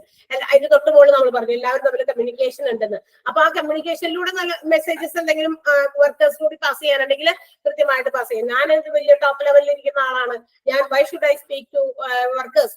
എന്റെ താഴേക്കടിയിലുള്ള ജോലിക്കാരുമായിട്ട് ഞാൻ എന്തിനു ഇടപഴകണം? ആ ഒരു ഈഗോ മൈൻഡ് ഒന്നും കൂടെ ഉണ്ടാവില്ല. ഇങ്ങനെ ഒരു പോസിറ്റീവ് ക്ലൈമറ്റ് ഉള്ള ഓർഗനൈസേഷൻ ആണെങ്കിൽ അവിടെ വേർതിരിവില്ല. ഞാൻ വലിയ പൊസിഷനിലും നീ ഏറ്റവും താഴ്ന്ന പൊസിഷനിലും, അങ്ങനെ ഒരു ക്രിയേഷൻ പാടില്ല. ആ ഒരു ലെവലിൽ ഉണ്ടാകുന്ന മാറ്റങ്ങൾ ചിലപ്പോൾ ചില ആളുകളിൽ ഈഗോ പ്രശ്നങ്ങളൊക്കെ ഉണ്ടാക്കും അല്ലെ. അപ്പൊ അത്തരം ഇതൊന്നും ഇല്ലാതിരിക്കാനായിട്ട് സ്റ്റാഫ് ഡെവലപ്മെന്റ് ഒരുപാട് ഉപകരിക്കുന്നുണ്ട്. അപ്പൊ അതൊരു അഡ്വാൻറ്റേജ് ആണ്. പിന്നെന്താണ്? Easy access of knowledgeable colleagues through. തന്റെ കൂടെ നിന്ന് വർക്ക് ചെയ്യുന്ന ജോലിക്കാരിൽ തന്നെ എന്താ പറയാ കുറച്ച് കഴിവുള്ളവരെയൊക്കെ മനസ്സിലാക്കാനും സാധിക്കും. ഇപ്പൊ എന്റെ ഒപ്പം വർക്ക് ചെയ്യുന്ന എന്നേക്കാൾ നല്ല കഴിവുള്ള ആളാണ്, ആള് ഇന്ന ഒരു കാര്യത്തിൽ ക്വാളിഫൈഡ് ആണ്. അപ്പൊ നമുക്ക് അവരിൽ നിന്നും കുറച്ച് കാര്യങ്ങളൊക്കെ മനസ്സിലാക്കാൻ പഠിക്കാനും ഒക്കെ പറ്റും. അപ്പൊ easy accessible of knowledgeable colleagues എന്ന് പറയുന്നത്, കൊളീഗ്സ് മീൻസ് കോവർക്കേഴ്സ്, നമ്മുടെ കൂടെ ജോലി ചെയ്യുന്നവരുടെ ക്വാളിറ്റീസും അവരുടെ അറിവുകളും കഴിവുകളും ഒക്കെ നമുക്ക് അവരിൽ നിന്നും മനസ്സിലാക്കാനും സാധിക്കും. അപ്പൊ these are the advantages of staff development. ഓരോന്നിന്റെ അർത്ഥം മനസ്സിലാക്കി വെച്ചാൽ മതി. പോസിറ്റീവ് ഓർഗനൈസേഷണൽ ക്ലൈമറ്റ് സൃഷ്ടിക്കുക, open channels of communication facilitate ചെയ്യുക, ഓർഗനൈസേഷണൽ മെസ്സേജസ് വർക്കേഴ്സിനെ പാസ് ചെയ്യുക, പിന്നെ നമ്മളുടെ ചുറ്റുമുള്ള നമ്മളുടെ വർക്കേഴ്സിന്റെ അറിവുള്ള കുറച്ച് കഴിവും എന്താ പറയാ അറിവും ഒക്കെയുള്ള വർക്കേഴ്സിനെ മനസ്സിലാക്കാനും പറ്റുക എന്നുള്ളതൊക്കെ അഡ്വാൻറ്റേജസ് ആണ്. And the next one is role of administrator in staff development. ഈ സ്റ്റാഫ് ഡെവലപ്മെന്റിൽ ഹോസ്പിറ്റൽ അഡ്മിനിസ്ട്രേറ്റർക്ക് ഉള്ള പങ്ക് എന്താണ്? ഹോസ്പിറ്റൽ അഡ്മിനിസ്ട്രേറ്റർ എന്താണ് അതിനുവേണ്ടി ചെയ്യുന്നതെന്നാണ്. ഒന്ന്, use principle of learning when helping employees to learn new skills or information. പുതിയ പുതിയ കാര്യങ്ങൾ, പുതിയ പുതിയ സ്കില്ലുകളൊക്കെ പഠിക്കുന്ന സമയത്ത് ഹെൽപ്പേഴ്സിന് പകർന്നു കൊടുക്കുമല്ലോ. അതൊക്കെ പഠിക്കുന്ന സമയത്ത് അവർക്ക് പുതിയ പ്രിൻസിപ്പിൾസ്, പുതിയ പുതിയ തത്വങ്ങൾ കൂടി മനസ്സിലാക്കി കൊടുക്കാനായിട്ട് അഡ്മിനിസ്ട്രേറ്റർ ശ്രദ്ധിക്കണം. ഹോസ്പിറ്റലിന്റെ അഡ്മിനിസ്ട്രേറ്റർക്കാണ് ആ ഒരു duty. They have to use principles of learning. അവരും കുറെ കാര്യങ്ങളൊക്കെ മനസ്സിലാക്കണം. എങ്ങനെയാണ് ഈ എംപ്ലോയീസിനെ കൈകാര്യം ചെയ്യേണ്ടത്, നഴ്സിങ്ങിനെ എങ്ങനെ കൈകാര്യം ചെയ്യണം, അവരുടെ സ്കിൽ എങ്ങനെ പുതിയതായിട്ട് അവരിലേക്ക് ഇംപ്ലിമെന്റ് ചെയ്യും, അവരുടെ കഴിവുകൾ എങ്ങനെ വർദ്ധിപ്പിക്കാൻ പറ്റും, പുതിയ പുതിയ കഴിവുകൾ അവരിലേക്ക് എങ്ങനെ ഇട്ടുള്ളൂ, ഇങ്ങനെയുള്ള കാര്യങ്ങൾ അവരും സ്വന്തമായിട്ട് അറിഞ്ഞിരിക്കണം. ഓക്കെ, അപ്പൊ ഞാൻ അറിഞ്ഞാലേ എനിക്ക് മറ്റുള്ളവർക്ക് പറഞ്ഞു കൊടുക്കാൻ പറ്റുള്ളൂ. അപ്പൊ അഡ്മിനിസ്ട്രേറ്റർ ഈ വക കാര്യങ്ങൾ ശ്രദ്ധിക്കണം. പിന്നെ എന്താണ്, ടീച്ചിങ് ടെക്നിക്ക് എന്താ പറയാ സ്റ്റാഫിനെ സ്ട്രെങ്തൻ ചെയ്യുന്നു. സ്റ്റാഫിനെ എന്താ പറയാ ബലപ്പെടുത്തുന്ന രീതിയിലുള്ള ടീച്ചിങ് ടെക്നിക്കുകൾ ഉപയോഗിക്കും. നല്ല ശക്തമായ രീതിയിൽ അവരെ ശക്തരാക്കാൻ വേണ്ടിയിട്ടുള്ള ടീച്ചിങ് ടെക്നിക്സ് ഉപയോഗിക്കുക എന്നുള്ളത് അഡ്മിനിസ്ട്രേറ്ററിന്റെ റോളാണ്. പിന്നെ continuously access learning needs of each unit. ഓരോ യൂണിറ്റിലും, ഓരോ ഡിപ്പാർട്ട്മെന്റുകളും ഓരോ യൂണിറ്റിലും ഒക്കെ വേണ്ട ആവശ്യങ്ങൾ എന്തൊക്കെയാണെന്ന് മനസ്സിലാക്കി അദ്ദേഹം അത് മനസ്സിലാക്കാനായിട്ട് അവരുടെ അടുത്തൊക്കെ അന്വേഷിക്കണം. ഓരോ എന്തെങ്കിലുമൊക്കെ ആവശ്യങ്ങളുണ്ടോ, ഓരോ യൂണിറ്റിലും നഴ്സുമാരുടെ സ്ഥലത്തോ അല്ലെങ്കിൽ മറ്റേതെങ്കിലും യൂണിറ്റുകളിലൊക്കെ ഏതെങ്കിലും തരത്തിലുള്ള ആവശ്യങ്ങൾ ഉണ്ടോ എന്നുള്ളത് കണ്ടിന്യൂസ് ആയിട്ട് ആക്സസ് ചെയ്തുകൊണ്ടിരിക്കും, കാൽക്കുലേറ്റ് ചെയ്തുകൊണ്ടിരിക്കും, മനസ്സിലാക്കിക്കൊണ്ടിരിക്കണം, മോണിറ്റർ ചെയ്യണം, അതൊക്കെ ചോദിച്ച് മനസ്സിലാക്കി വെക്കണം. പിന്നെ leads employees regarding knowledge and skill deficit. അതായത് എംപ്ലോയീസിന്റെ അറിവിനെ കുറിച്ചും കഴിവിനെ കുറിച്ചും മറ്റുള്ള കാര്യങ്ങളെ കുറിച്ചൊക്കെ അവർക്ക് അറിവുണ്ടായിരിക്കണം. മാത്രമല്ല സ്കിൽ ഡെഫിസിറ്റ്, എന്താണ് സ്കിൽ ഡെഫിസിറ്റ്, അതും അറിഞ്ഞിരിക്കണം അവര്, അതും ഈ അഡ്മിനിസ്ട്രേറ്റർ അറിഞ്ഞിരിക്കണം. എന്താ ഈ സ്കിൽ ഡെഫിസിറ്റ് എന്ന് പറഞ്ഞിട്ടുണ്ടെങ്കിൽ, അതായത് തനിക്ക് കിട്ടിയിരിക്കുന്ന ഒരു കാര്യങ്ങൾ അനുസരിച്ചിട്ട് ഇപ്പൊ ഏതെങ്കിലും ഒരു കാര്യം പറഞ്ഞു കഴിഞ്ഞാൽ അത് അറിയില്ലാത്തൊരവസ്ഥ വരിക. That means has not learned how to perform a given behaviour. എന്തെങ്കിലും ഒരു കാര്യം കൊടുത്തു കഴിഞ്ഞാൽ അത് എങ്ങനെയാണ് പെർഫോം ചെയ്യേണ്ടത് എന്ന് അറിവില്ലായ്മ ഉണ്ടാവുമല്ലോ, അതിനെയാണ് സ്കിൽ ഡെഫിസിറ്റ് എന്ന് പറയുന്നത്. ഒരു കാര്യം കാണിച്ചു കൊടുത്തു, അതായത് ഇന്നത് നീ ചെയ്യുമെന്ന് പറഞ്ഞിട്ട് അത് കാണിച്ചു കൊടുക്കും, പക്ഷെ അത് ചെയ്യാൻ അറിയില്ല എന്നൊരു അവസ്ഥയിൽ അത് സ്കിൽ ഡെഫിസിറ്റ്. ഡെഫിസിറ്റ് മീൻസ് കുറവ്, ഇല്ലായ്മ എന്നൊക്കെ വേണമെങ്കിൽ നമുക്ക് പറയാം. അപ്പൊ അങ്ങനെയുള്ള എംപ്ലോയീസ് എന്നുണ്ടെങ്കിൽ അവരുടെ എന്താ പറയാ കഴിവും കഴിവില്ലായ്മയും ഒക്കെ മനസ്സിലാക്കണം എന്ന്. That's all. മനസ്സിലായോ? കഴിവും മനസ്സിലാക്കണം, കഴിവില്ലായ്മയും മനസ്സിലാക്കണം. അതും അഡ്മിനിസ്ട്രേറ്ററുടെ ജോലിയാണ്, അല്ലെങ്കിൽ അവരുടെ പങ്കാണ്. അപ്പൊ ഇതൊക്കെ ഒരു സ്റ്റാഫ് ഡെവലപ്മെന്റില് ഹോസ്പിറ്റൽ അഡ്മിനിസ്ട്രേറ്റർ വഹിക്കേണ്ട പങ്കുകളാണ്. ഓക്കെ, കിട്ടിയോ ഇത്രയും? അപ്പൊ അടുത്ത നമുക്ക് നോക്കാം hierarchy of nursing and functions. ഇനി നമ്മൾ പഠിക്കാൻ പോകുന്നത് നഴ്സിംഗിന്റെ ഹൈറാർക്കിയാണ്. ഹൈറാർക്കി എന്ന് പറഞ്ഞാൽ എന്താ അർത്ഥം ഉണ്ടോ? ഹൈറാർക്കി എന്ന് പറയുന്ന ഹൈറാർക്കി കേട്ടല്ലേ നമ്മള്?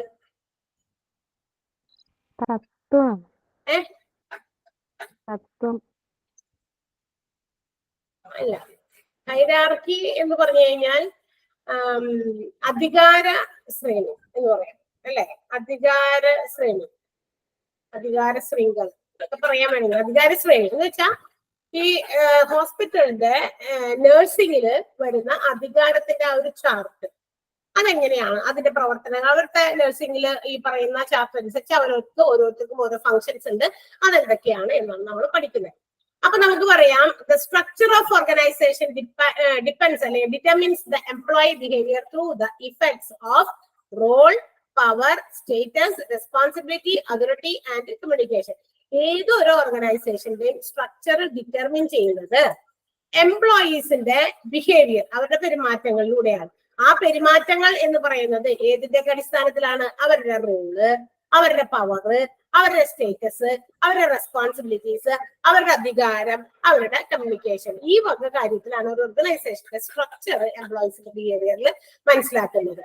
അപ്പൊ അതനുസരിച്ച് നമുക്കറിയാം നഴ്സിംഗ് എന്ന് പറയുന്നത് ഇറ്റ്സ് എ ലാർജ് ഡിപ്പാർട്ട്മെന്റ്. ഹോസ്പിറ്റലിൽ നമ്മൾ നോക്കിക്കഴിഞ്ഞാൽ ഏറ്റവും വലിയൊരു ഭൂരിഭാഗം കാര്യങ്ങൾ ഉൾക്കൊള്ളുന്ന ഒരു ശൃംഖലയാണ് നഴ്സിംഗ് എന്ന് പറയുന്നത്, അല്ലെ? നഴ്സിംഗ് ആണ്, നഴ്സസ് ആണ് ഏറ്റവും കൂടുതലുള്ളത് ഒരു ഹോസ്പിറ്റലിൽ, അല്ലെ? ഡോക്ടേഴ്സിനേക്കാളൊക്കെ അധികമായിട്ടുള്ളത് നഴ്സസ് തന്നെയാണ്.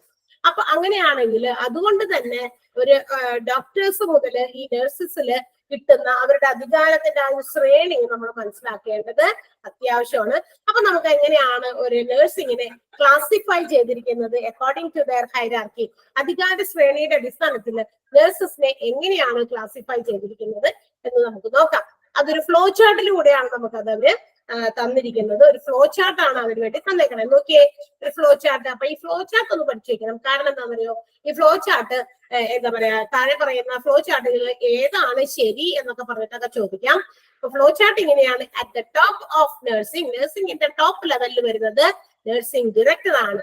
അദ്ദേഹത്തിന്റെ താഴെ, നഴ്സിംഗ് ഡയറക്ടറിന്റെ തൊട്ട് താഴെ നഴ്സിംഗ് സൂപ്രണ്ട് എന്ന് നമ്മൾ വിളിക്കുന്ന നഴ്സിംഗ് സൂപ്പറിൻറ്റൻഡന്റ് എന്നുള്ള ആളുണ്ടാകും. അതിന്റെ തൊട്ട് താഴെ നഴ്സിംഗ് സൂപ്പർവൈസർ ഉണ്ടാകും. അതിന്റെ തൊട്ട് താഴെ നഴ്സിംഗ് ഇൻചാർജ്. അതിന്റെ താഴെയാണ് സ്റ്റാഫ് നഴ്സസ് വരിക. അതിന്റെ താഴെയാണ് നഴ്സിംഗ് അസിസ്റ്റന്റ് വരിക. അപ്പൊ ഈ ഒരു ശ്രേണി, അധികാര ശ്രേണി നമ്മൾ മറക്കരുത്. ഇത് വേണമെങ്കിൽ കൊളാപ്സ് ചെയ്ത് നിങ്ങൾക്ക് അങ്ങനെ ഇങ്ങനെയൊക്കെ മാറ്റി മറിച്ചൊക്കെ തരും. അപ്പൊ ഏതാണ് ശരിയെന്ന് അറിയണമെങ്കിൽ ഏറ്റവും മുകളിൽ ആരാണ്? ഏറ്റവും മുകളിൽ ആരാ? Nursing director.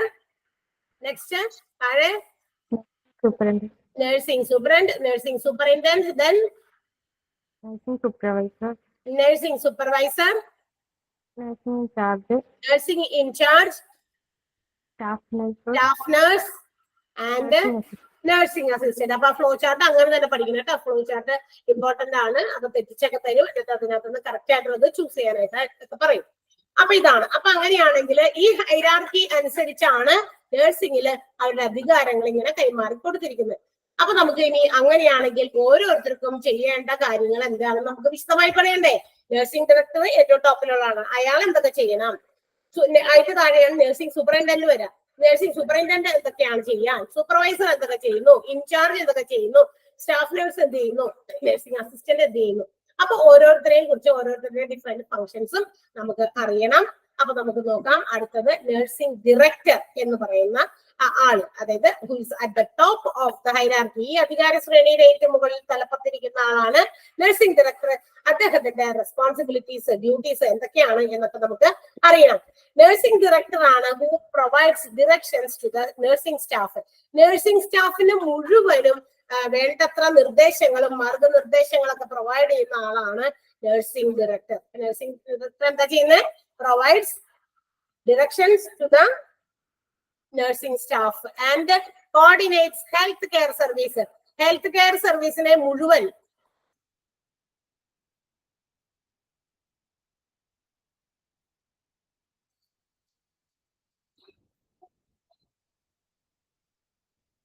എന്തുപറ്റി? ലീവായി പോയ പെട്ടെന്ന്? കണക്ഷൻ പോയതാണ്. ഓക്കെ.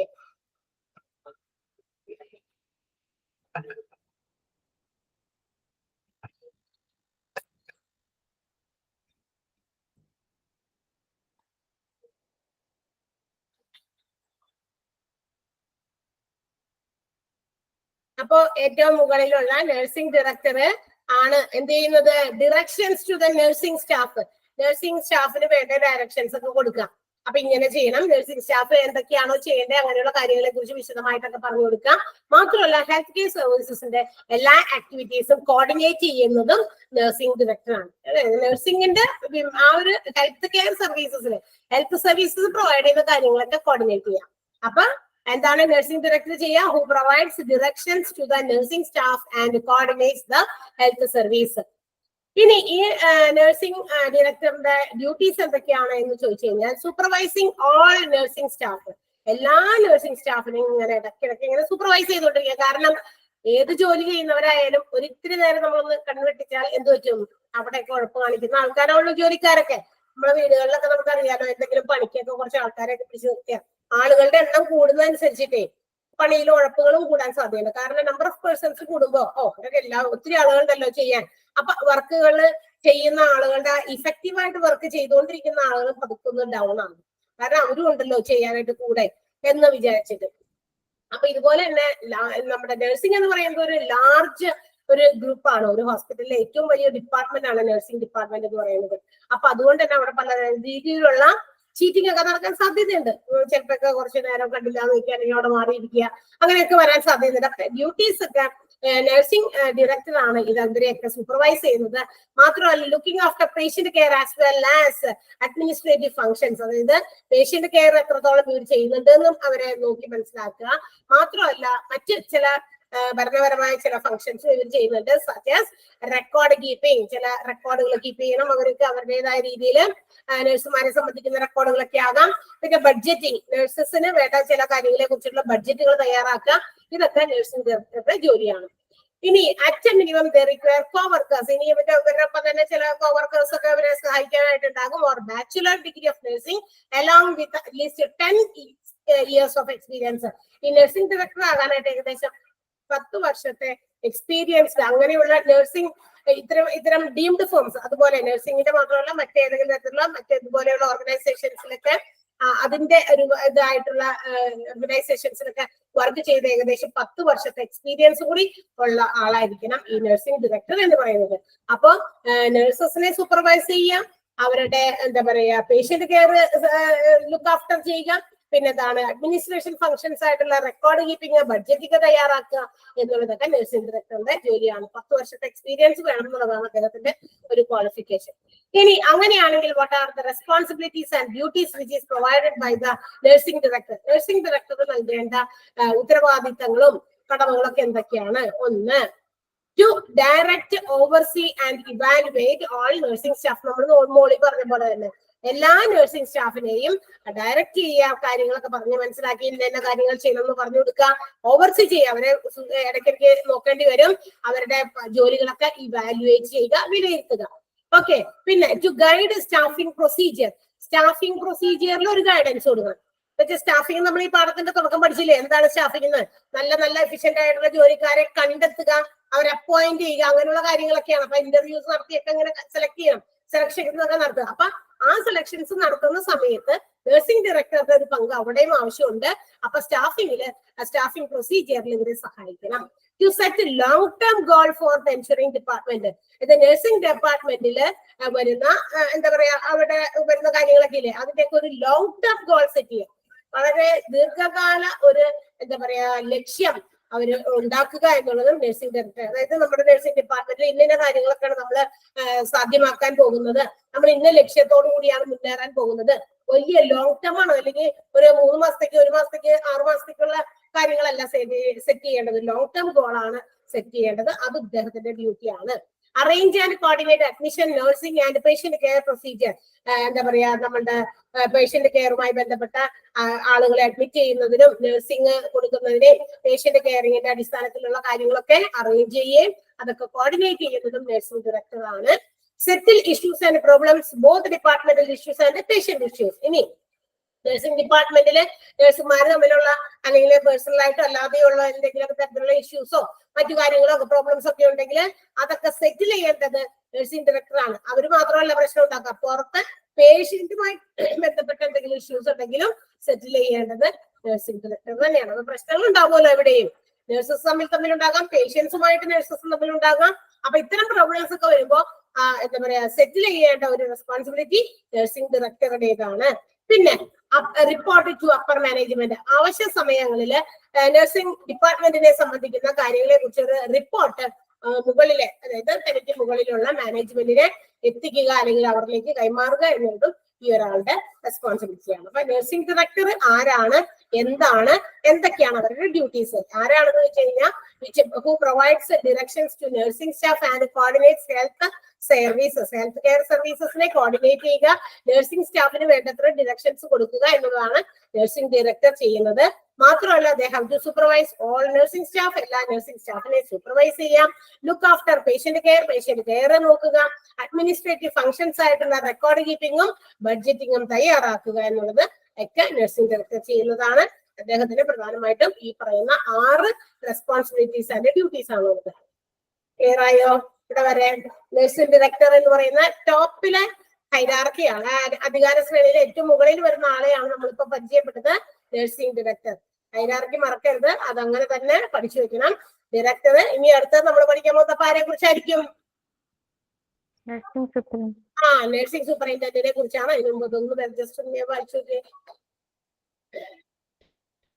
നമ്മൾ ഇന്നെടുത്ത ഭാഗം ഒന്ന് ജസ്റ്റ് വായിക്കാം. അത് കഴിഞ്ഞിട്ട് നമുക്കൊരു 5 മിനിറ്റ് ബ്രേക്ക് എടുക്കാം. ഇളവ് പറ്റില്ല.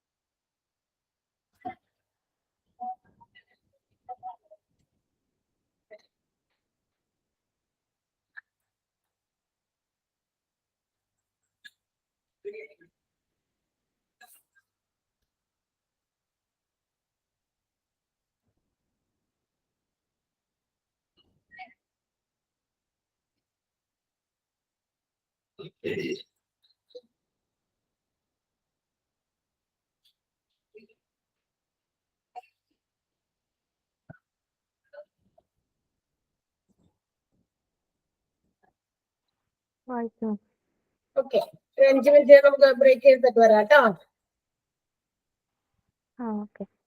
ഓക്കെ.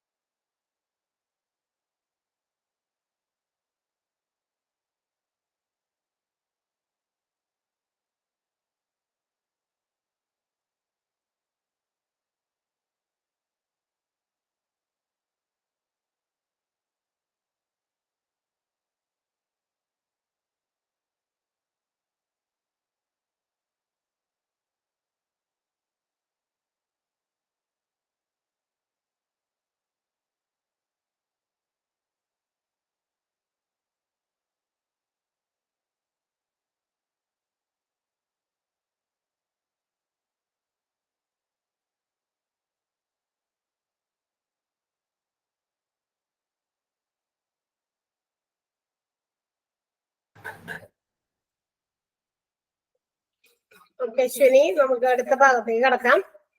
അപ്പൊ നമ്മള് നഴ്സിംഗ് ഡയറക്ടർ ആരാണ്, എന്തൊക്കെയാണ് അദ്ദേഹം ചെയ്യേണ്ടത്? ഏറ്റവും ടോപ്പ് ലെവലിലുള്ള ആളാണ്. സോ അദ്ദേഹം എന്തൊക്കെ ചെയ്യണം, അവരുടെ റെസ്പോൺസിബിലിറ്റീസും ഡ്യൂട്ടീസും ആണ് നമ്മൾ പറഞ്ഞത്. ഇനി അതിന്റെ തൊട്ട് താഴെ, നഴ്സിംഗ് ഡയറക്ടറിന്റെ തൊട്ട് താഴെ വരുന്ന ലെവൽ ഓഫ് നേഴ്സ് ആണ് നഴ്സിംഗ് സൂപ്പറണ്ട് അല്ലെങ്കിൽ നഴ്സിംഗ് സൂപ്പറിൻറ്റൻഡന്റ് എന്ന് നമുക്ക് പറയാം. അപ്പൊ ഇനി അവരുടെ ഡ്യൂട്ടീസ് ആൻഡ് റെസ്പോൺസിബിലിറ്റീസ് അല്ലെങ്കിൽ അവരെന്തൊക്കെയാ ചെയ്യുന്നതെന്ന് നോക്കാം. നഴ്സിംഗ് സൂപ്പറിൻറ്റൻഡന്റ് എന്ന് പറയുന്നത് act as the second command of nursing administration in the hospital. ഹോസ്പിറ്റലിന്റെ അഡ്മിനിസ്ട്രേഷനിലെ സെക്കൻഡ് കമാൻഡ് ആണ്. അപ്പൊ ഏറ്റവും മുകളിലുള്ളത് എന്താ പറയാ, നഴ്സിംഗ് ഡയറക്ടർ ആണല്ലോ. അപ്പൊ സെക്കൻഡ് കമാൻഡ് ആണ് നഴ്സിംഗ് സൂപ്രണ്ടന്റ്. അങ്ങനെയാണ് നഴ്സിംഗ് സൂപ്രണ്ട് ആക്ട് ചെയ്യുന്നത്. സെക്കൻഡ് കമാൻഡ് ആയിട്ടാണ് അവര് he or she, that means maybe male or female, will be responsible for management and supervision of nursing services and of different departments of hospital. ഒരു ഹോസ്പിറ്റലിൽ നമുക്കറിയാം ഒരുപാട് ഡിപ്പാർട്ട്മെന്റുകളുണ്ട്. Departments of hospital നമ്മൾ ആദ്യത്തെ ക്ലാസ്സിൽ പറഞ്ഞതാണ്. അങ്ങനെ ഓരോ വേരിയസ് ഡിപ്പാർട്ട്മെന്റ്സ് ഓഫ് ഹോസ്പിറ്റലിലെ നഴ്സുമാരെയൊക്കെ അവരുടെയൊക്കെ സർവീസസ് ഒക്കെ സൂപ്പർവൈസ് ചെയ്യുക എന്നുള്ളതാണ് നഴ്സിംഗ് സൂപ്രണ്ടിന്റെ ജോലി. എല്ലാ ഡിപ്പാർട്ട്മെന്റിലെയും നഴ്സുമാരെ സൂപ്പർവൈസ് ചെയ്യുക എന്നുള്ളതാണ് നഴ്സിംഗ് സൂപ്രണ്ടിന്റെ റെസ്പോൺസിബിലിറ്റി അല്ലെങ്കിൽ ജോലി എന്ന് പറയുന്നത്. പിന്നെ മാത്രമല്ല, in all areas of nursing activity he or she will be helping the nursing director. Nursing ഡയറക്ടറെ സഹായിക്കണം പല പല കാര്യങ്ങളിലെ. അതായത് നഴ്സിംഗ് ആക്ടിവിറ്റിയുമായി ബന്ധപ്പെട്ട ഏതെങ്കിലുമൊക്കെ കാര്യങ്ങളിൽ ഈ നഴ്സിംഗ് ഡയറക്ടറെ സഹായിക്കുക എന്നുള്ളതും നഴ്സിംഗ് സൂപ്രണ്ടിന്റെ ജോലിയാണ്. മാത്രമല്ല, nursing superintendent have to act as the director in the absence of nursing director. ഇനി ഏതെങ്കിലും കാരണവശാൽ നഴ്സിംഗ് ഡയറക്ടർ സ്ഥലത്തില്ല, ആബ്സെന്റ് ആകുന്ന സമയങ്ങളിൽ നഴ്സിംഗ് ഡയറക്ടറിന്റെ ജോലിയും കൂടിയും അല്ലെങ്കിൽ ആ ആളായിട്ടും ആക്ട് ചെയ്യണം ആര്, നഴ്സിംഗ് സൂപ്രണ്ട്. അപ്പൊ ഇത്രയും കാര്യങ്ങളാണ് നഴ്സിംഗ് സൂപ്രണ്ടിന്റെ ചുമതല അല്ലെങ്കിൽ ആൾക്ക് ഫംഗ്ഷൻ എന്ന് പറയുന്നത് ഇതാണ്. അപ്പോ നഴ്സിംഗ് സൂപ്രണ്ടന്റ് എന്ന് പറയുന്നത് സെക്കൻഡ് കമാൻഡ് ആണ് അഡ്മിനിസ്ട്രേഷൻ ഓഫ് ഹോസ്പിറ്റലിന്റെ. പിന്നെ പറഞ്ഞു responsible for the management of nursing services of all departments in hospital. ഹോസ്പിറ്റലിന്റെ എല്ലാ ഡിപ്പാർട്ട്മെന്റിലെയും നഴ്സിംഗ് സർവീസസിനെ സൂപ്പർവൈസ് ചെയ്യുക എന്നുള്ളത് നഴ്സിംഗ് സൂപ്രണ്ടിന്റെ ജോലിയാണെന്ന് പറഞ്ഞു. പിന്നെ എല്ലാ ഏരിയാസ് ഓഫ് ആക്ടിവിറ്റീസിലും ഏത് ആക്ടിവിറ്റീസ് ഏരിയ ആയാലും നഴ്സിംഗ് ഡയറക്ടറിനെ സഹായിക്കുക എന്നുള്ളതും പുള്ളിക്കാരന്റെ ജോലിയാണ്. മാത്രമല്ല, in the absence of nursing director the nursing superintendent have to act as the director. ഡയറക്ടറായിട്ട് ആക്ട് ചെയ്യണം എന്ന് വെച്ചാൽ ഇപ്പൊ ഒരു വീട്ടില് കുടുംബനാഥൻ ഇല്ലെങ്കിൽ കുടുംബനാഥയായിരിക്കും ചിലപ്പോ ദൂരെ ആയിരിക്കുക, അല്ലെങ്കിൽ വീട്ടിലില്ലാത്ത സമയത്ത് ആരെങ്കിലും ഒക്കെ നമ്മളുടെ ആളെ അന്വേഷിച്ചു വരുമ്പോ ചെന്ന് കാര്യങ്ങൾ സംസാരിക്കുന്നത് പറയുന്നതൊക്കെ അല്ലെ. അപ്പൊ നമ്മൾ അവിടെ ആളായിട്ട് ആക്ട് ചെയ്യുകയാണ് ചെയ്യുക എന്ന് വെച്ചാൽ ആളാണോ? അല്ല. അപ്പൊ ആളുടെ ആബ്സെൻസിൽ ആക്ട് ചെയ്യുക. നഴ്സിംഗ് ഡയറക്ടറിന്റെ ആബ്സെൻസിൽ നഴ്സിംഗ് സൂപ്രണ്ടാണ് എന്ത് ചെയ്യുന്നത്, നഴ്സിംഗ് ഡയറക്ടറായിട്ട് ആക്ട് ചെയ്യുന്നത്. അപ്പൊ ഇത്രയും കാര്യങ്ങളാണ് നഴ്സിംഗ് സൂപ്രണ്ടിനെ കുറിച്ച്, നഴ്സിംഗ് സൂപ്പറിൻറ്റൻഡന്റിനെ കുറിച്ച് നമ്മൾ അറിഞ്ഞിരിക്കേണ്ടത്. ഇനി നമുക്ക് എന്തൊക്കെയാണ് അവരുടെ ഡ്യൂട്ടീസ് ആൻഡ് റെസ്പോൺസിബിലിറ്റീസ് നോക്കാം. ഒന്നാമത്തേത് നമ്മൾ പറഞ്ഞു നഴ്സിംഗ് ഡയറക്ടറിനെ he has to help in all his work അല്ലെ. നഴ്സിംഗ് ഡയറക്ടറിന്റെ ജോലിയിൽ അവര് സഹായിക്കണം, എല്ലാ തരത്തിലുള്ള സഹായവും അവർക്ക് കൊടുക്കേണ്ടി വരും. Accountable for master rotation of nurses. നഴ്സസിന്റെ മാസ്റ്റർ റൊട്ടേഷൻ തയ്യാറാക്കുന്നതിൽ എന്താ പറയാ, ഹെൽപ്പ് ചെയ്യണം അല്ലെങ്കിൽ റെസ്പോൺസിബിൾ ആണ്. എന്താണ് മാസ്റ്റർ റൊട്ടേഷൻ എന്ന് പറയുന്നത് എന്നറിയാമോ? അതായത് പ്ലേസ്മെന്റ്. അതായത് ഒരു ഹോസ്പിറ്റൽസിൽ ചിലപ്പോ പഠിക്കാനൊക്കെ വന്നിരിക്കുന്ന സ്റ്റുഡൻസ് ഉണ്ടാവുമല്ലോ, നഴ്സ് സ്റ്റുഡൻസ് ഒക്കെ ഉണ്ടാവുമല്ലോ. അവരെയൊക്കെ ഈ പല പല ഗ്രൂപ്പുകളായിട്ട് തരംതിരിച്ചിട്ട് അവരെ ഓരോ സ്ഥലത്തേക്ക് അലോട്ട് ചെയ്യുക. പഠിക്കാൻ പോകുന്ന ഇതായിട്ടോ അല്ലെങ്കിൽ ഓരോരോ എന്താ പറയാ നഴ്സിംഗ് സ്റ്റുഡൻസിന് ഏതെങ്കിലുമൊക്കെ ഇവിടെയൊക്കെ ഹെൽപ്പിന് വേണ്ടി അല്ലെങ്കിൽ അവരതൊക്കെ നോക്കി പഠിക്കാൻ വേണ്ടി പ്രാക്ടിക്കൽ നോളജ് കിട്ടാൻ വേണ്ടിയിട്ട് അങ്ങോട്ടേക്കൊക്കെ അലോട്ട് ചെയ്യാം, പ്രാക്ടിക്കൽ ക്ലാസ്സുകളിലേക്ക് അലോട്ട് ചെയ്യാം, പല പല അങ്ങനെയുള്ള ഗ്രൂപ്പുകളായിട്ട് തിരിക്കുക. അതിനെയാണ് മാസ്റ്റർ റൊട്ടേഷൻ എന്ന് വിളിക്കുക. അപ്പൊ നഴ്സസിന്റെ മാസ്റ്റർ റൊട്ടേഷൻ തയ്യാറാക്കുന്നതിൽ റെസ്പോൺസിബിൾ ആണ് നഴ്സിംഗ് സൂപ്രണ്ടന്റ് എന്നുള്ള കാര്യം മറക്കണ്ട.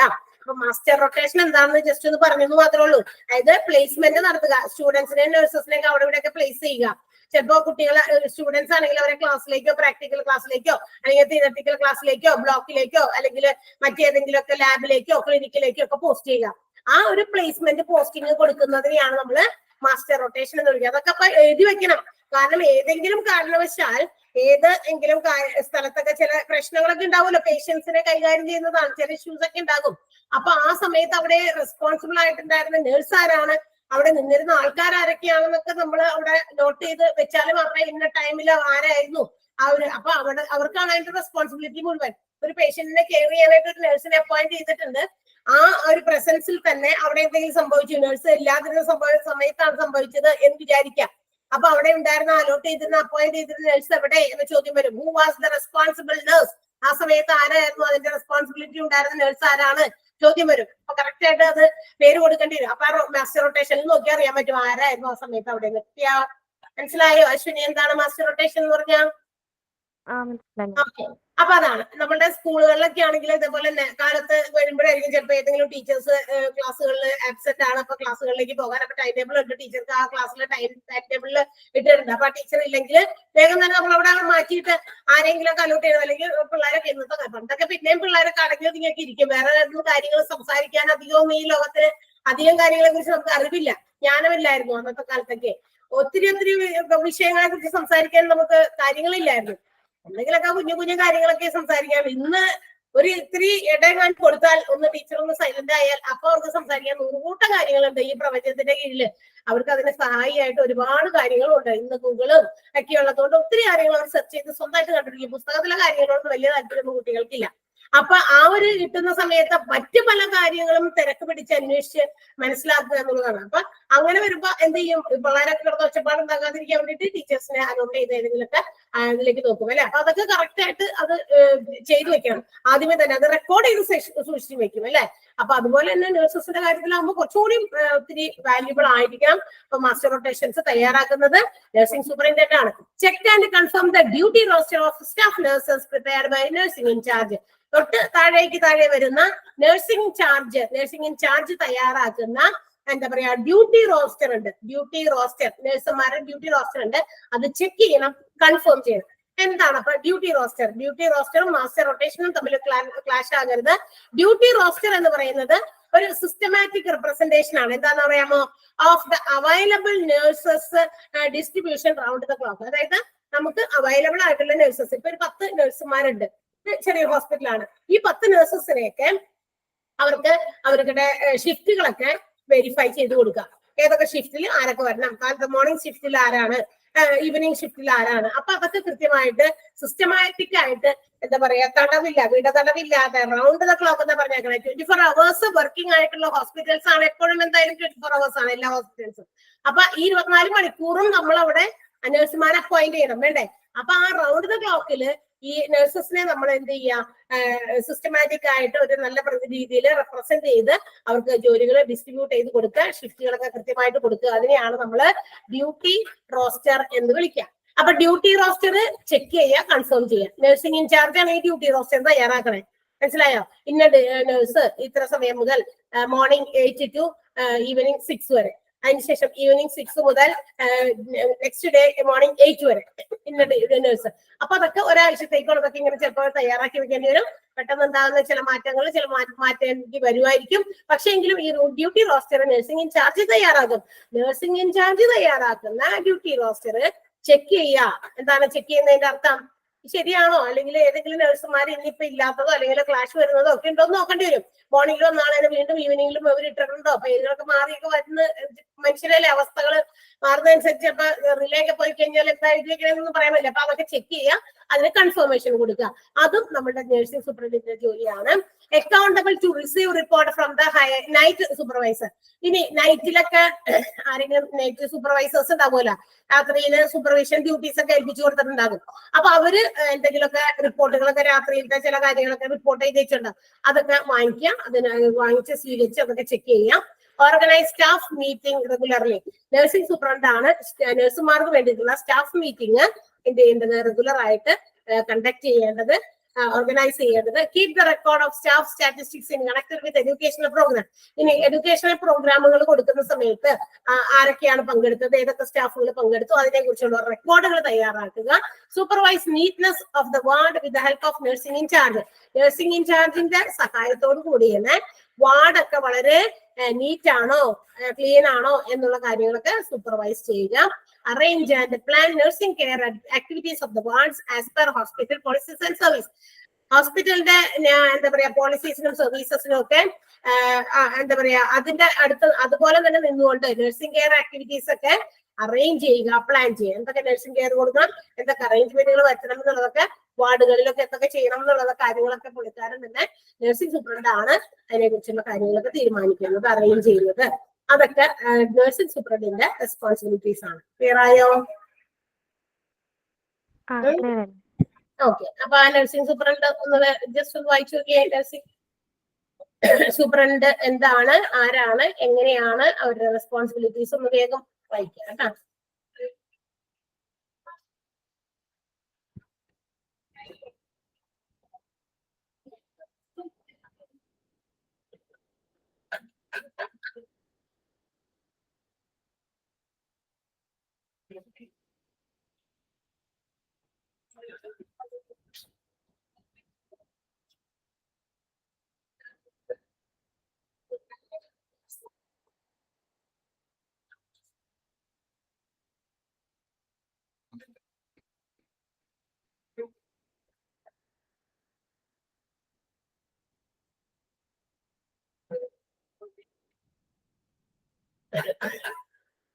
എല്ലാവരുടെയും ഡ്യൂട്ടീസ് ആൻഡ് റെസ്പോൺസിബിലിറ്റി വ്യത്യസ്തമാണ്. അപ്പൊ അത് ഒക്കെ നമ്മൾ ശരിക്കും വായിച്ച് മനസ്സിലാക്കി വെക്കണം. എന്നാലേ ഇതൊക്കെ നമ്മള് റെസ്പോൺസിബിലിറ്റീസ് ഡ്യൂട്ടീസ് ഒക്കെ ഇങ്ങനെ മറിച്ച് തിരിച്ചൊക്കെ ആരുടേതാണെന്നുള്ള രീതിയിലൊക്കെ ചോദ്യമൊക്കെ വരും.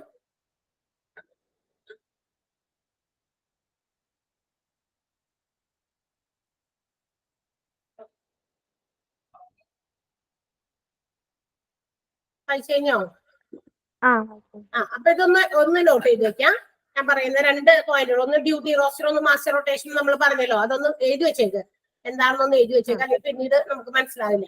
ആദ്യത്തെ മാസ്റ്റർ റൊട്ടേഷൻ ഒന്ന് എഴുതി വെക്കാം. മാസ്റ്റർ റൊട്ടേഷൻ ഒരു ഹൈഫൻ ഇട്ടിട്ട് എഴുതാം.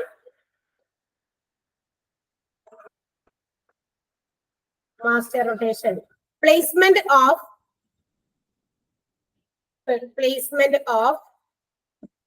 nursing students to various groups,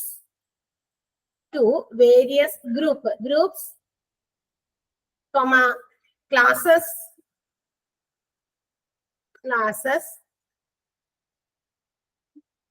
such as theoretical block, THEORETICA,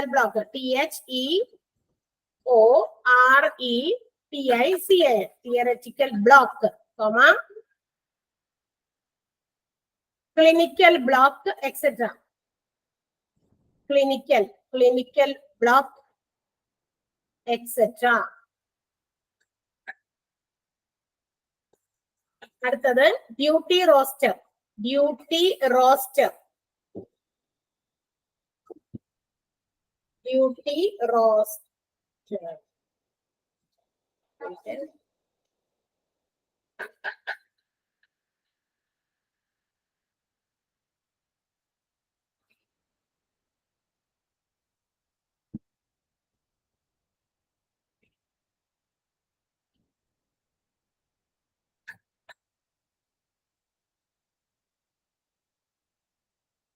ROA ഇല്ല കേട്ടോ, റോസ്റ്ററിന് ROM മാത്രമേ ഉള്ളൂ. ഡ്യൂട്ടി റോസ്റ്റർ ROSTER ആണ്.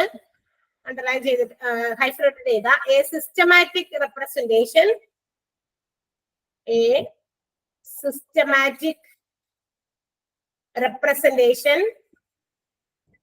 of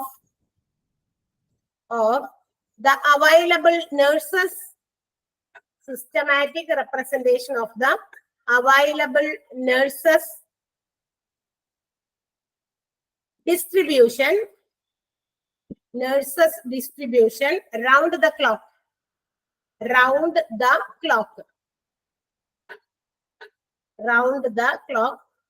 for various shifts, ഷിഫ്റ്റിലൂടെ ഒരു എസ് ചേർക്കാം, shifts.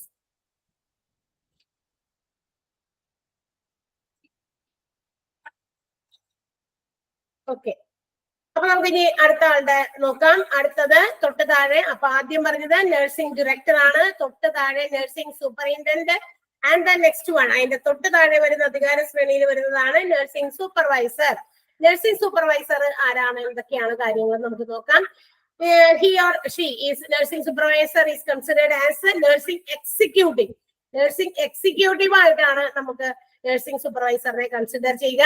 And is the part of leadership team എന്ന് പറയുന്നത്. എന്ന് വെച്ചാൽ ഒരു ലീഡർഷിപ്പ് ടീമിന്റെ ഒരു ഭാഗം തന്നെയാണ്.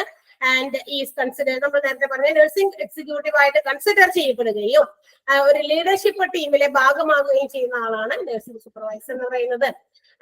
നഴ്സിംഗ് സൂപ്പർവൈസർ എപ്പോഴും എന്താ പറയാ അറൌണ്ട് ദ ക്ലോക്ക് അവൈലബിൾ ആയിരിക്കണം. ഇന്ന സമയം മുതൽ ഇന്ന സമയം വരെ ഡ്യൂട്ടി എന്നല്ല, around the clock ആണ്, 24 hours working ആയിരിക്കണം. Nursing supervisor should always be ready to attend any patient either in person or by way of consultation or in on call capacity.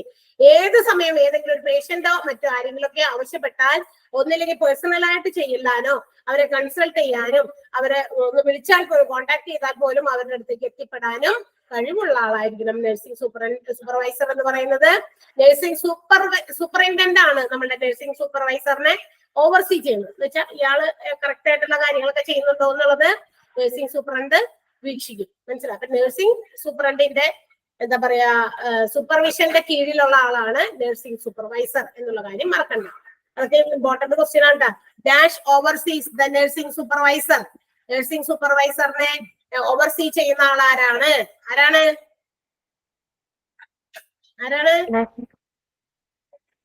Nursing superintendent ആണ് അല്ലെ? അപ്പൊ അതൊക്കെ അങ്ങനെയൊക്കെ ചോദിക്കും. ഇനി നമുക്ക് എന്തൊക്കെയാണ് അവരുടെ ഡ്യൂട്ടീസ് ആൻഡ് റെസ്പോൺസിബിലിറ്റീസ് നോക്കാം. നഴ്സിംഗ് സൂപ്പർവൈസറുടെ to select, orient, train, assign, schedule, coaching, counselling and discipline employees. അവിടെയുള്ള ജോലിക്കാരെയൊക്കെ എന്താ പറയാ സെലക്ട് ചെയ്യുക, അവർക്ക് വേണ്ട അറേഞ്ച്മെന്റുകൾ ചെയ്യുക, അവർക്ക് ട്രെയിനിങ് കൊടുക്കുക, അവർക്ക് വേണ്ട ജോലികൾ അസൈൻ ചെയ്ത് കൊടുക്കുക, അവരെ സ്കെഡ്യൂൾ ചെയ്യുക, അവരുടെ കോച്ചിങ്, അവരുടെ കൗൺസിലിംഗ്, അവരുടെ ഡിസിപ്ലിൻ, ഇതൊക്കെ ചെയ്യുന്നത് ആരാണ്? നഴ്സിംഗ് സൂപ്പർവൈസർ ആണ്. Orient, select, assign, train, schedule, counselling, പിന്നെ കോച്ചിങ്, ഡിസിപ്ലിൻ ഓഫ് എംപ്ലോയീസ് ആണ് സൂപ്പർവൈസറുടെ ജോലി. Meet operational standards by donating information to strategic plans and procedures. അതായത് ഒരു ഹോസ്പിറ്റലിന്റെ എന്താ പറയാ കാര്യങ്ങളൊക്കെ അവരുടെ സ്റ്റാൻഡേർഡ്സ് ഒക്കെ കീപ്പ് ചെയ്യുന്ന കാര്യങ്ങൾ, അവരുടെ ഓപ്പറേഷണൽ സ്റ്റാൻഡേർഡ്സ്, അവരുടെ പ്രവർത്തനങ്ങളൊക്കെ നടക്കുന്ന കാര്യങ്ങളൊക്കെ ഉണ്ടല്ലോ, അതിനെ കുറിച്ചുള്ള കാര്യങ്ങളൊക്കെ പ്ലാനിങ്ങുകൾ, സ്ട്രാറ്റജിക് പ്ലാനുകളും പ്രൊസീജിയേഴ്സും ഒക്കെ തയ്യാറാക്കുക. അങ്ങനെയുള്ള അതിനു വേണ്ട ആവശ്യങ്ങളൊക്കെ നിറവേറ്റി കൊടുക്കുക. എന്തൊക്കെ പ്ലാനിങ്ങുകളും ഹോസ്പിറ്റലിന്റെ എന്താ പറയാ പല കാര്യങ്ങളെ കുറിച്ചിട്ടുള്ളൊക്കെ ഉണ്ടാവുമല്ലോ. അപ്പൊ സ്ട്രാറ്റജിക് പ്ലാൻസ് ഉണ്ടാകും, പ്രൊസീജിയേഴ്സ് ഉണ്ടാകും, അതിന്റെ ഓപ്പറേഷൻസ് ഒക്കെ നടത്തുന്നതിന് വേണ്ടിയിട്ടുള്ള കാര്യങ്ങളൊക്കെ സെറ്റ് ചെയ്യുക, മീറ്റ് ചെയ്യുക എന്നുള്ളതാണ്. പിന്നെ maintain nursing principles, right, norms, policies. ഹോസ്പിറ്റലിന്റെ പോളിസീസും നിയമങ്ങള്, അതുപോലെ നോംസ്, പോളിസീസ്, പ്രൊസീജിയേഴ്സ് ഒക്കെ അങ്ങനെ തന്നെ തത്വങ്ങളൊക്കെ മെയിൻറ്റെയിൻ ചെയ്തു പോകുക. അതൊക്കെ താഴെ പോകാതെ, ഗുണനിലവാരമൊക്കെ താഴെ പോകാതെ രീതിയിൽ കൃത്യമായിട്ട് നിയമങ്ങൾക്ക് വിധേയമായിട്ടാണ് എല്ലാവരും എല്ലാം ചെയ്യുന്നത് എന്നുള്ള കാര്യങ്ങൾക്ക് ബോധ്യം വരുത്തുക. Identify patient service needs by establishing personal relationship. വ്യക്തിപരമായിട്ടുള്ള ഒരു ബന്ധം പേഷ്യൻസുമായിട്ട് എന്ത് ചെയ്യുക, കീപ്പ് ചെയ്യുക. അങ്ങനെ പേഷ്യന്റ് സർവീസസ് മനസ്സിലാക്കുക. ഓരോ പേഷ്യന്റിനും എന്തൊക്കെ ആവശ്യങ്ങളുണ്ട്, എന്തൊക്കെയാണ് അവർക്ക് വേണ്ടത് എന്നുള്ള കാര്യം മനസ്സിലാക്കി പ്രവർത്തിക്കുക. അത് നഴ്സിംഗ് സൂപ്പർവൈസർ ആണ് ചെയ്യേണ്ടത്. Provide information needed to patients and health care team. Health care ടീമിനും അതുപോലെ പേഷ്യൻസിനും ആവശ്യം വേണ്ട ഇൻഫർമേഷൻസ് അങ്ങോട്ടും ഇങ്ങോട്ടൊക്കെ പാസ് ചെയ്യുക, പ്രൊവൈഡ് ചെയ്യുക. Maintain documentation of patient care service. Patient care സർവീസിന്റെ ഒരു ഡോക്യുമെന്റ് തയ്യാറാക്കുക, മെയിൻറ്റെയിൻ ചെയ്യുക. Confirm operation of medical and administrative equipment and verify emergency equipment availability.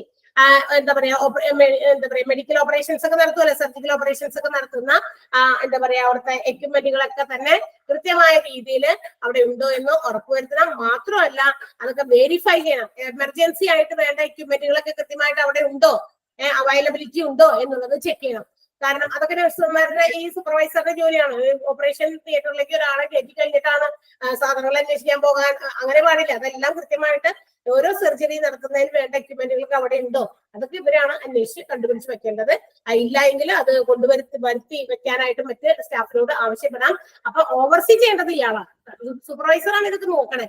ഇല്ല എന്നുണ്ടെങ്കിൽ അത് മറ്റുള്ളവരെ കൊണ്ട് പറഞ്ഞ് ചെയ്യിപ്പിക്കുക. അയാൾ ചെയ്യണമെന്നില്ല, പക്ഷെ മറ്റുള്ളവർ അത് കൊണ്ടുവന്നത് അവിടെ സെറ്റ് ചെയ്ത് വെക്കാനും അറേഞ്ച് ചെയ്യാനൊക്കെ ഉള്ള അവരെ രൂപപ്പെടുത്തേണ്ടത് സൂപ്പർവൈസറാണ്.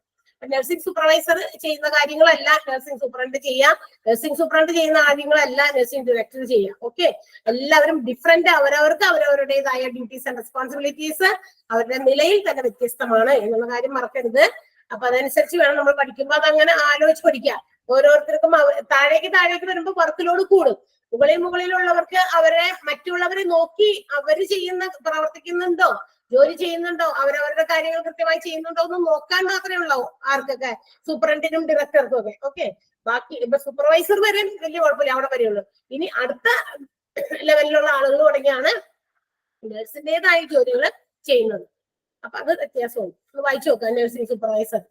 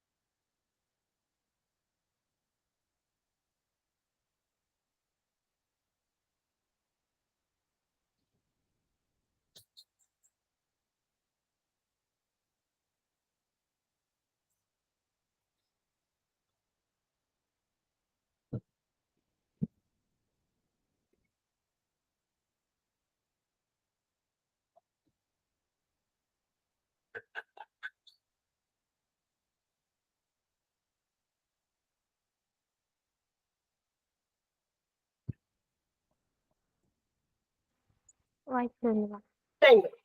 Okay, next one. അപ്പൊ ആരാണ്? നഴ്സിംഗ് ഇൻചാർജ് ആണ്. ഇവിടെ നിന്നാണ് ശരിക്കും പറഞ്ഞ ജോലികൾ നന്നായിട്ട് ചെയ്യേണ്ട നഴ്സുമാരുടെ ഒരു ഗ്രൂപ്പിൽ വരാം. It is the duty of the nursing in charge to schedule and direct the nursing care in a specific ward unit during each assigned shift. അതായത് ഓരോ നഴ്സിംഗ് ഒരു ഷിഫ്റ്റ് ആണല്ലോ, നമുക്കറിയാം നഴ്സിംഗ് എന്ന് പറയുന്നത് ഒരു ഷിഫ്റ്റ് വർക്കാണ്. അപ്പൊ മറ്റേ നമ്മൾ മുമ്പിൽ പഠിച്ച നഴ്സിംഗ് സൂപ്പർവൈസർക്ക് ഷിഫ്റ്റ് ഇല്ല, 24 hours അവൈലബിൾ ആയിരിക്കണം എന്നുള്ള കാര്യം നമ്മൾ പഠിച്ചു. അപ്പൊ അതുപോലെയല്ല നഴ്സിംഗ് ഇൻചാർജ് ഒക്കെ വരുമ്പോൾ നഴ്സസിനൊക്കെ എന്താ പറയാ ഷിഫ്റ്റ് ഡ്യൂട്ടീസ് ആണ്. അപ്പൊ ആ നഴ്സിംഗ് കെയർ യൂണിറ്റില് അന്നേരം വാർഡിലോ യൂണിറ്റിലോ ഒക്കെ ഓരോരുത്തരും അവരവർക്ക് അസൈൻ ചെയ്തിരിക്കുന്ന ഷിഫ്റ്റില് കൃത്യമായിട്ട് അവരെ ഡയറക്ട് ചെയ്യുക, അവർക്ക് അതിന് വേണ്ടിയിട്ടുള്ള ഷെഡ്യൂൾസ് ഒക്കെ പ്രിപ്പയർ ചെയ്യുക എന്നുള്ളതാണ് നഴ്സിംഗ് ഇൻചാർജിന്റെ ഡ്യൂട്ടി. അപ്പൊ നമ്മൾ നേരത്തെ പറഞ്ഞല്ലോ, തൊട്ട് മുന്നിലത്തെ എന്താ പറയാ റെസ്പോൺസിബിലിറ്റിയിൽ പറഞ്ഞു, നഴ്സിംഗ് സൂപ്പറിന്റിന്റെ റെസ്പോൺസിബിലിറ്റിയിൽ പറഞ്ഞു നഴ്സിംഗ് ഇൻചാർജ് ആണ് ഡ്യൂട്ടി റോസ്റ്റർ തയ്യാറാക്കുന്നത്. അത് തന്നെയാണ് ഇവിടെയും പറഞ്ഞേക്കണേ. ആ ഒരു ഡ്യൂട്ടി റോസ്റ്റർ എന്ന് പറഞ്ഞ വാക്ക് ഇവിടെ ഉപയോഗിച്ചില്ലെന്ന് മാത്രമേ ഉള്ളൂ. അതായത് നഴ്സിംഗ് ഇൻചാർജ് ആണ് അവിടെയുള്ള നഴ്സിംഗ് കെയർ ഓരോ ഷിഫ്റ്റ് അനുസരിച്ച് എന്തൊക്കെ വർക്കുകൾ എവിടെയൊക്കെ കൊടുക്കണം എന്ന് അവർക്ക് വേണ്ടിയിട്ട് ഒരു എന്താ പറയാ ഡ്യൂട്ടി റോസ്റ്റർ തയ്യാറാക്കി വെക്കും. ഒരു പ്ലേസ്മെന്റ് ഒരു ഇതാണ്, റെക്കോർഡാണ്, ആരൊക്കെയാണ് എവിടെയൊക്കെയാണ് ഓരോ ഷിഫ്റ്റിൽ വർക്ക് ചെയ്യേണ്ടതെന്നുള്ള കാര്യങ്ങളൊക്കെ അറേഞ്ച് ചെയ്ത് വെക്കാം. ഇനി if there is any problem with the patient, it is the nursing in charge who contacts the patient first. ഇപ്പൊ ഏതെങ്കിലും ഒരു പേഷ്യന്റിന് അവിടെ എന്താ പറയുക ഇൻപേഷ്യന്റ് ആയിട്ട് കിടക്കുന്ന പേഷ്യൻസിന് എന്തെങ്കിലും തരത്തിലുള്ള പ്രശ്നങ്ങൾ ഉണ്ടെങ്കിൽ ആദ്യം ഓടിയെത്തേണ്ടത് ഏറ്റവും മുകളിൽ കിടക്കുന്ന നഴ്സിംഗ് ഡയറക്ടർ അല്ല, അല്ലെങ്കിൽ അതിന്റെ താഴെ കിടക്കുന്ന നഴ്സിംഗ് സൂപ്പറിൻഡന്റ് അല്ല, അതിന്റെ താഴെ കിടക്കുന്ന നഴ്സിംഗ് സൂപ്പർവൈസറും അല്ല. അവര് ആവശ്യപ്പെട്ടാൽ മാത്രം ചെന്നാൽ മതി. നഴ്സിംഗ് സൂപ്പർവൈസറിന് ഓൺ കോളില് കൺസൾട്ടേഷന്റെ സമയത്ത് എപ്പോ വേണമെങ്കിലും മീറ്റ് ചെയ്യാനായിട്ട് അവരെ ചെന്ന് കാണാനായിട്ട് തയ്യാറായിരിക്കും നമ്മൾ പഠിച്ചു. പക്ഷെ ഒരു പേഷ്യന്റിന് എന്തെങ്കിലും തരത്തിൽ പ്രോബ്ലംസ് ഫേസ് ചെയ്യേണ്ടി വരുമ്പോ ആദ്യം അറ്റൻഡ് ചെയ്യേണ്ടത് നഴ്സിംഗ് ഇൻചാർജ് ആണ് എന്നാണ് പറയുന്നത്. ഇഫ് ദ പേഷ്യന്റ്, എന്നാൽ ഈ നഴ്സിംഗ് ഇൻചാർജ് ചെന്നു, അപ്പോ if the patient is not satisfied with his or her response, ആ വന്നിരിക്കുന്ന നഴ്സിംഗ് ഇൻചാർജിന്റെ റെസ്പോൺസ് അത്രത്തോളം അവർക്ക് മതിയായില്ല എങ്കിൽ, ആ പേഷ്യന്റിനെ അത്രത്തോളം അവർക്ക് ജയിച്ചില്ല, ആ ആളെ കൂടെ എന്താ പറയാ അവര് തന്ന നിർദ്ദേശത്തിലോ അല്ലെങ്കിൽ അവരോട് പറഞ്ഞപ്പോ കിട്ടിയ സൊല്യൂഷനിലോ അവർക്ക് തൃപ്തി വന്നില്ല എന്ന് വിചാരിക്കാം, then they can ask to the nurse supervisor. അതിന്റെ തൊട്ട് മുകളിലുള്ള നഴ്സിംഗ് സൂപ്പർവൈസറിനെയാണ് അത് കഴിഞ്ഞ് അറ്റൻഡ് ചെയ്യേണ്ടത്. ഓക്കെ, അപ്പൊ നഴ്സിംഗ് ഇൻചാർജ് വന്നു കഴിഞ്ഞാൽ അയാൾ വേണ്ടത്ര സൊല്യൂഷൻ കൊടുത്തു കഴിഞ്ഞാൽ if the patient is okay, പിന്നെ ഫർദർ വേറൊരാളെ അറിയിക്കേണ്ടതില്ല. ആൾ അവിടെ ആ ഒരു പ്രശ്നം പരിഹരിച്ചു എന്നുള്ളതാണ്. അവിടെ നമ്മുടെ നഴ്സിംഗ് ഇൻചാർജിൽ നിന്ന് പ്രശ്ന പരിഹാരം കിട്ടി, പക്ഷെ അത് സാറ്റിസ്ഫൈഡ് ആയില്ല. ഞാനിപ്പോ രോഗിയായിട്ട് ഹോസ്പിറ്റലിൽ ചെന്നിരിക്കുന്നു, കിടക്കുന്നു, ആശുപത്രിയിൽ കിടക്കുന്ന സമയത്ത് ഞാൻ അവിടെ ഇൻപേഷ്യന്റ് ആകുന്ന സമയത്ത് എനിക്ക് എന്തെങ്കിലും തരത്തിൽ പ്രശ്നം ഉണ്ടായി, ഞാനത് അവിടെ അറിയിക്കാനായിട്ട് നഴ്സിംഗ് ഇൻചാർജ് കൂടി വന്നു അറിയിച്ചു.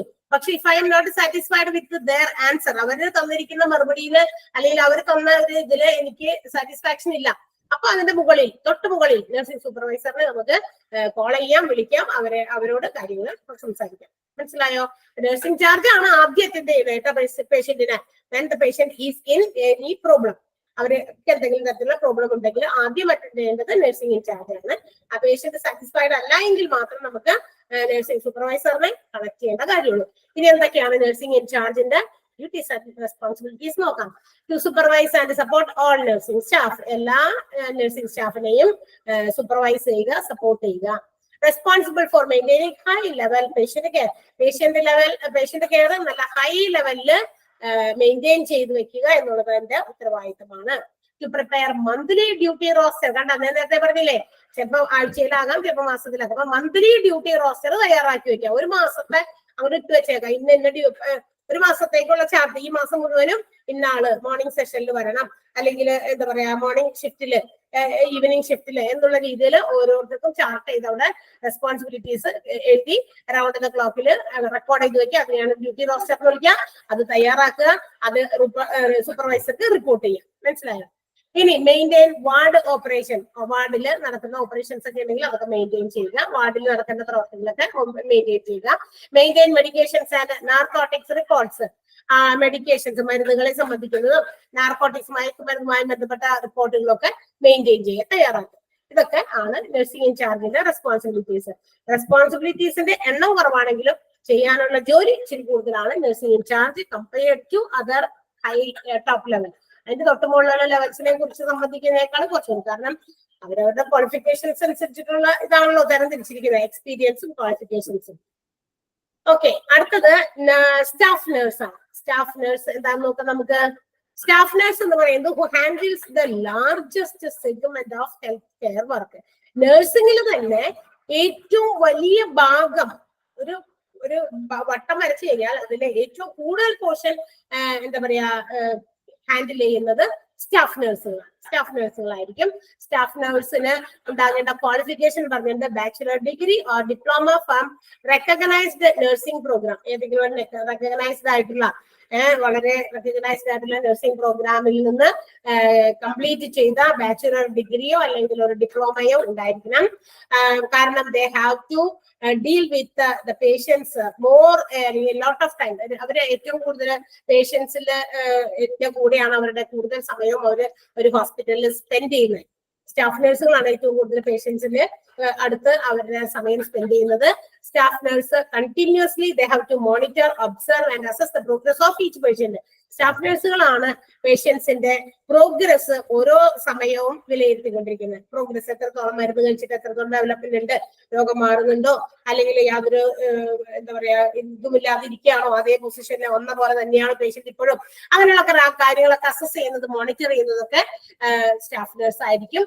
If there is a sudden change in any patient's condition, പേഷ്യന്റിന്റെ കണ്ടീഷനിൽ എത്രയും പെട്ടെന്ന് എന്തെങ്കിലും മാറ്റം ഉണ്ടായാൽ, വലിയ നോർമലൊക്കെ ആയിട്ട് വന്ന പേഷ്യന്റാണ് പെട്ടെന്ന് എന്തെങ്കിലും തരത്തിലുള്ള അസുഖം മൂർച്ഛിക്കുന്ന അവസ്ഥയിലേക്ക് പോയി കഴിഞ്ഞാൽ nurse takes appropriate action such as medication or calling the doctor. പെട്ടെന്ന് തന്നെ ഈ സ്റ്റാഫ് നേഴ്സ് ആയിരിക്കും മരുന്ന് കൊടുക്കുക. അല്ലെങ്കിൽ അവരെ കൊണ്ട് സാധിക്കുന്നതല്ല, അവരുടെ ഇതിൽ ഒതുങ്ങുന്നതല്ല എങ്കിൽ they have to call for the doctor. അവരാണ് ഡോക്ടറെ അറിയിക്കുന്നത്, വിളിക്കുന്നത്. സ്റ്റാഫ് നഴ്സിന് ഇത്രയും കാര്യങ്ങളൊക്കെയാണ് ചെയ്യേണ്ടത്. ലാർജസ്റ്റ് സെഗ്മെന്റ് ഓഫ് ദ ടീമാണ്. നഴ്സിംഗ് ടീമിലെ ഏറ്റവും വലിയ ഭാഗം ഉൾക്കൊള്ളുന്നതാണ് സ്റ്റാഫ് നഴ്സ്.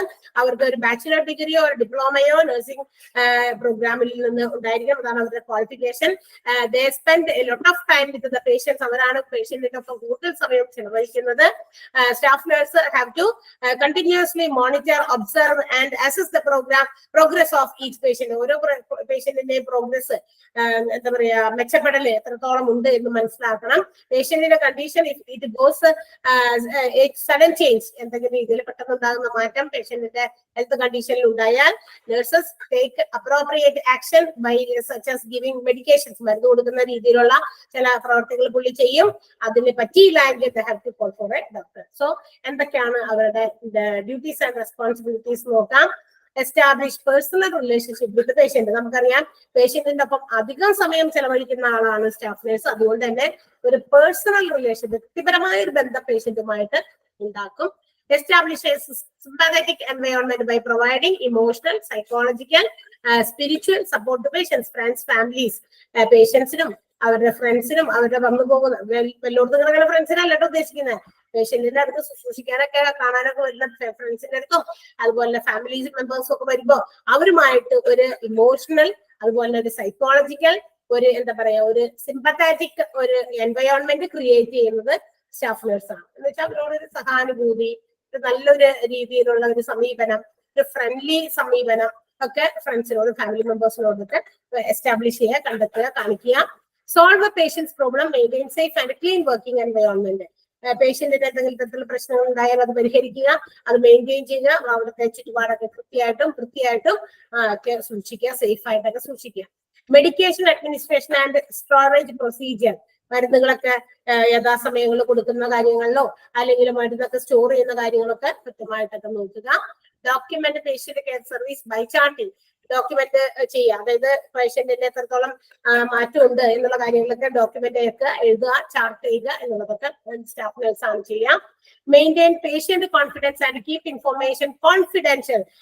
പേഷ്യന്റിന്റെ കൈയും അവരുമായിട്ട് ഭയങ്കര ഫ്രണ്ട്ലി ഒരു എന്താ പറയാ അപ്രോച്ച് ആണല്ലോ, അല്ലെങ്കിൽ ഒരു പേഴ്സണൽ അറ്റാച്ച്മെന്റ് കൂടുതലായിരിക്കും സ്റ്റാഫ് നേഴ്സിന് പേഷ്യന്റുമായിട്ട്. അപ്പൊ അവര് ചിലപ്പോൾ പേഴ്സണൽ അറ്റാച്ച്മെന്റ് കൂടി പോയതുകൊണ്ട് ചിലപ്പോൾ ചില പേഴ്സണൽ മാറ്റേഴ്സ് ചിലപ്പോൾ കമ്മ്യൂണിക്കേറ്റ് ചെയ്യുന്നുണ്ട്, അങ്ങോട്ടും ഇങ്ങോട്ടൊക്കെ പറഞ്ഞിട്ടുണ്ടാകും. അതൊക്കെ കോൺഫിഡൻഷ്യൽ ആയിട്ട് വെക്കുക. രോഗനിവാരണത്തിനും അത്യന്താപേക്ഷിതമാണെങ്കിൽ മാത്രം അത് ഡോക്ടേഴ്സിന് കൈമാറുക, അല്ലെങ്കിൽ അതെല്ലാം കോൺഫിഡൻഷ്യൽ ആയിട്ട് വെക്കുക എന്ന് പറഞ്ഞാൽ എന്താ, ഇപ്പുറത്തെ കൂടി പറഞ്ഞ അപ്പുറത്തെ കൂടി വേറെ ആളോട് പറയാനല്ല, ഇവിടെ കേട്ടത് അവിടെ തന്നെ വെക്കുക.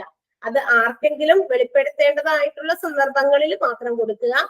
രോഗിയുടെ രോഗത്തെ സംബന്ധിക്കുന്ന എന്തെങ്കിലും ആണെങ്കിൽ വേണ്ടപ്പെട്ടവർക്ക് കൈമാറാം, അല്ലാത്തതാണെങ്കിൽ കോൺഫിഡൻഷ്യൽ ആയിട്ട് സൂക്ഷിക്കേണ്ടതാണെങ്കിൽ അങ്ങനെ തന്നെ ചെയ്യുക. കാരണം പേഴ്സണൽ അറ്റാച്ച്മെന്റ് വരുമ്പോൾ നമ്മൾ പലതും മനസ്സ് തുറന്ന് മറ്റുള്ളവരോട് ഷെയർ ചെയ്യും അല്ലെ. അപ്പൊ അത്തരം ഷെയർ ചെയ്ത കാര്യങ്ങൾ കോൺഫിഡന്റ് ആയിട്ട് സൂക്ഷിക്കാനായിട്ട് പറഞ്ഞിട്ടുണ്ടെങ്കിൽ അങ്ങനെ തന്നെ ഇരിക്കട്ടെ. അല്ലാന്നുണ്ടെങ്കിൽ മാത്രം അത് വേണമെങ്കിൽ അത് അത്ര ഡേഞ്ചറസ് ആയിട്ടുള്ള സിറ്റുവേഷൻ ഉണ്ടെങ്കിൽ അത് കൊടുക്കാം. മെയിൻറ്റെയിൻ ദ ഇൻവെന്ററി ചെക്കിംഗ്, മരുന്നുകളുടെ ഒക്കെ സ്റ്റോക്ക് ഒക്കെ എത്രത്തോളം ഉണ്ടെന്നൊക്കെ ചെക്ക് ചെയ്യാം, മരുന്ന് കൊണ്ടെന്ന് വെച്ചൊക്കെ. Maintain professional and technical knowledge by attending educational workshop. ഇടയ്ക്കിടയ്ക്ക് വേണ്ട ട്രെയിനിങ്ങും എഡ്യൂക്കേഷൻ പ്രോഗ്രാമുകളൊക്കെ ഉണ്ടെങ്കിൽ അതിലൊക്കെ കൃത്യമായിട്ട് പങ്കെടുക്കണം സ്റ്റാഫ് നേഴ്സ്. കാരണം സ്റ്റാഫ് നേഴ്സുകൾ കൂടുതലും സമയവും പേഷ്യൻസുമായിട്ട് കോൺടാക്ട് ചെയ്യുന്നവരാണ്. അപ്പൊ അവർക്ക് പേഷ്യന്റിന്റെ പല കാര്യങ്ങളെ കുറിച്ചൊക്കെ അറിയണമെങ്കിൽ, അറിവ് ലഭിക്കണമെങ്കിൽ പല ട്രെയിനിങ് പ്രോഗ്രാമുകളൊക്കെ അറ്റൻഡ് ചെയ്യേണ്ടി വരും. അപ്പൊ അത്തരം കാര്യങ്ങളിൽ പങ്കെടുക്കുക. ഇതൊക്കെ സ്റ്റാഫ് നേഴ്സിന്റെ ഡ്യൂട്ടീസ് ആണ്. മനസ്സിലായോ? ഓക്കെ. അപ്പൊ ലാസ്റ്റ് ഒരു കുഞ്ഞു ഭാഗം കൂടെ ഉള്ളൂ. അപ്പൊ നമുക്ക് അതുകൂടെ എടുത്തത് നോക്കാം. ഞാൻ ഇതിന് വേണ്ടി നമുക്ക് ഒരു ചാപ്റ്റർ വെച്ചുകൊണ്ടിരിക്കേണ്ട, അടുത്ത ദിവസം നമ്മൾ ഇതിന്റെ എക്സ്ട്രാ ക്വസ്റ്റ്യൻസ് ഒക്കെ തരാം. അടുത്തതാണ് ഏറ്റവും ലാസ്റ്റ് വൺ, നഴ്സിംഗ് അസിസ്റ്റന്റ് ആണ്. അപ്പൊ ആരായിരിക്കും നഴ്സിംഗ് അസിസ്റ്റന്റ് എന്ന് പറയുന്നത്? സ്റ്റാഫ് നഴ്സിന്റെ കീഴിലുള്ളത്. അതായത് സ്റ്റാഫ് നഴ്സ് എന്ന് പറയുന്നതിന്റെ അവരെ സഹായിക്കാൻ വേണ്ടി, അവരുടെ നിർദ്ദേശങ്ങൾക്കനുസരിച്ച് സഹായിക്കാൻ വേണ്ടിയിട്ടുള്ളതാണ് nursing assistant or assistant nurse. കണ്ടോന്ന് തന്നെ അങ്ങനെ തന്നെയാണ് കേട്ടോ. അസിസ്റ്റന്റ് നഴ്സിംഗ് അല്ലെങ്കിൽ നഴ്സിംഗ് അസിസ്റ്റന്റ് എന്ന് പറയുന്നത് is an individual who works under a staff nurse in supportive role.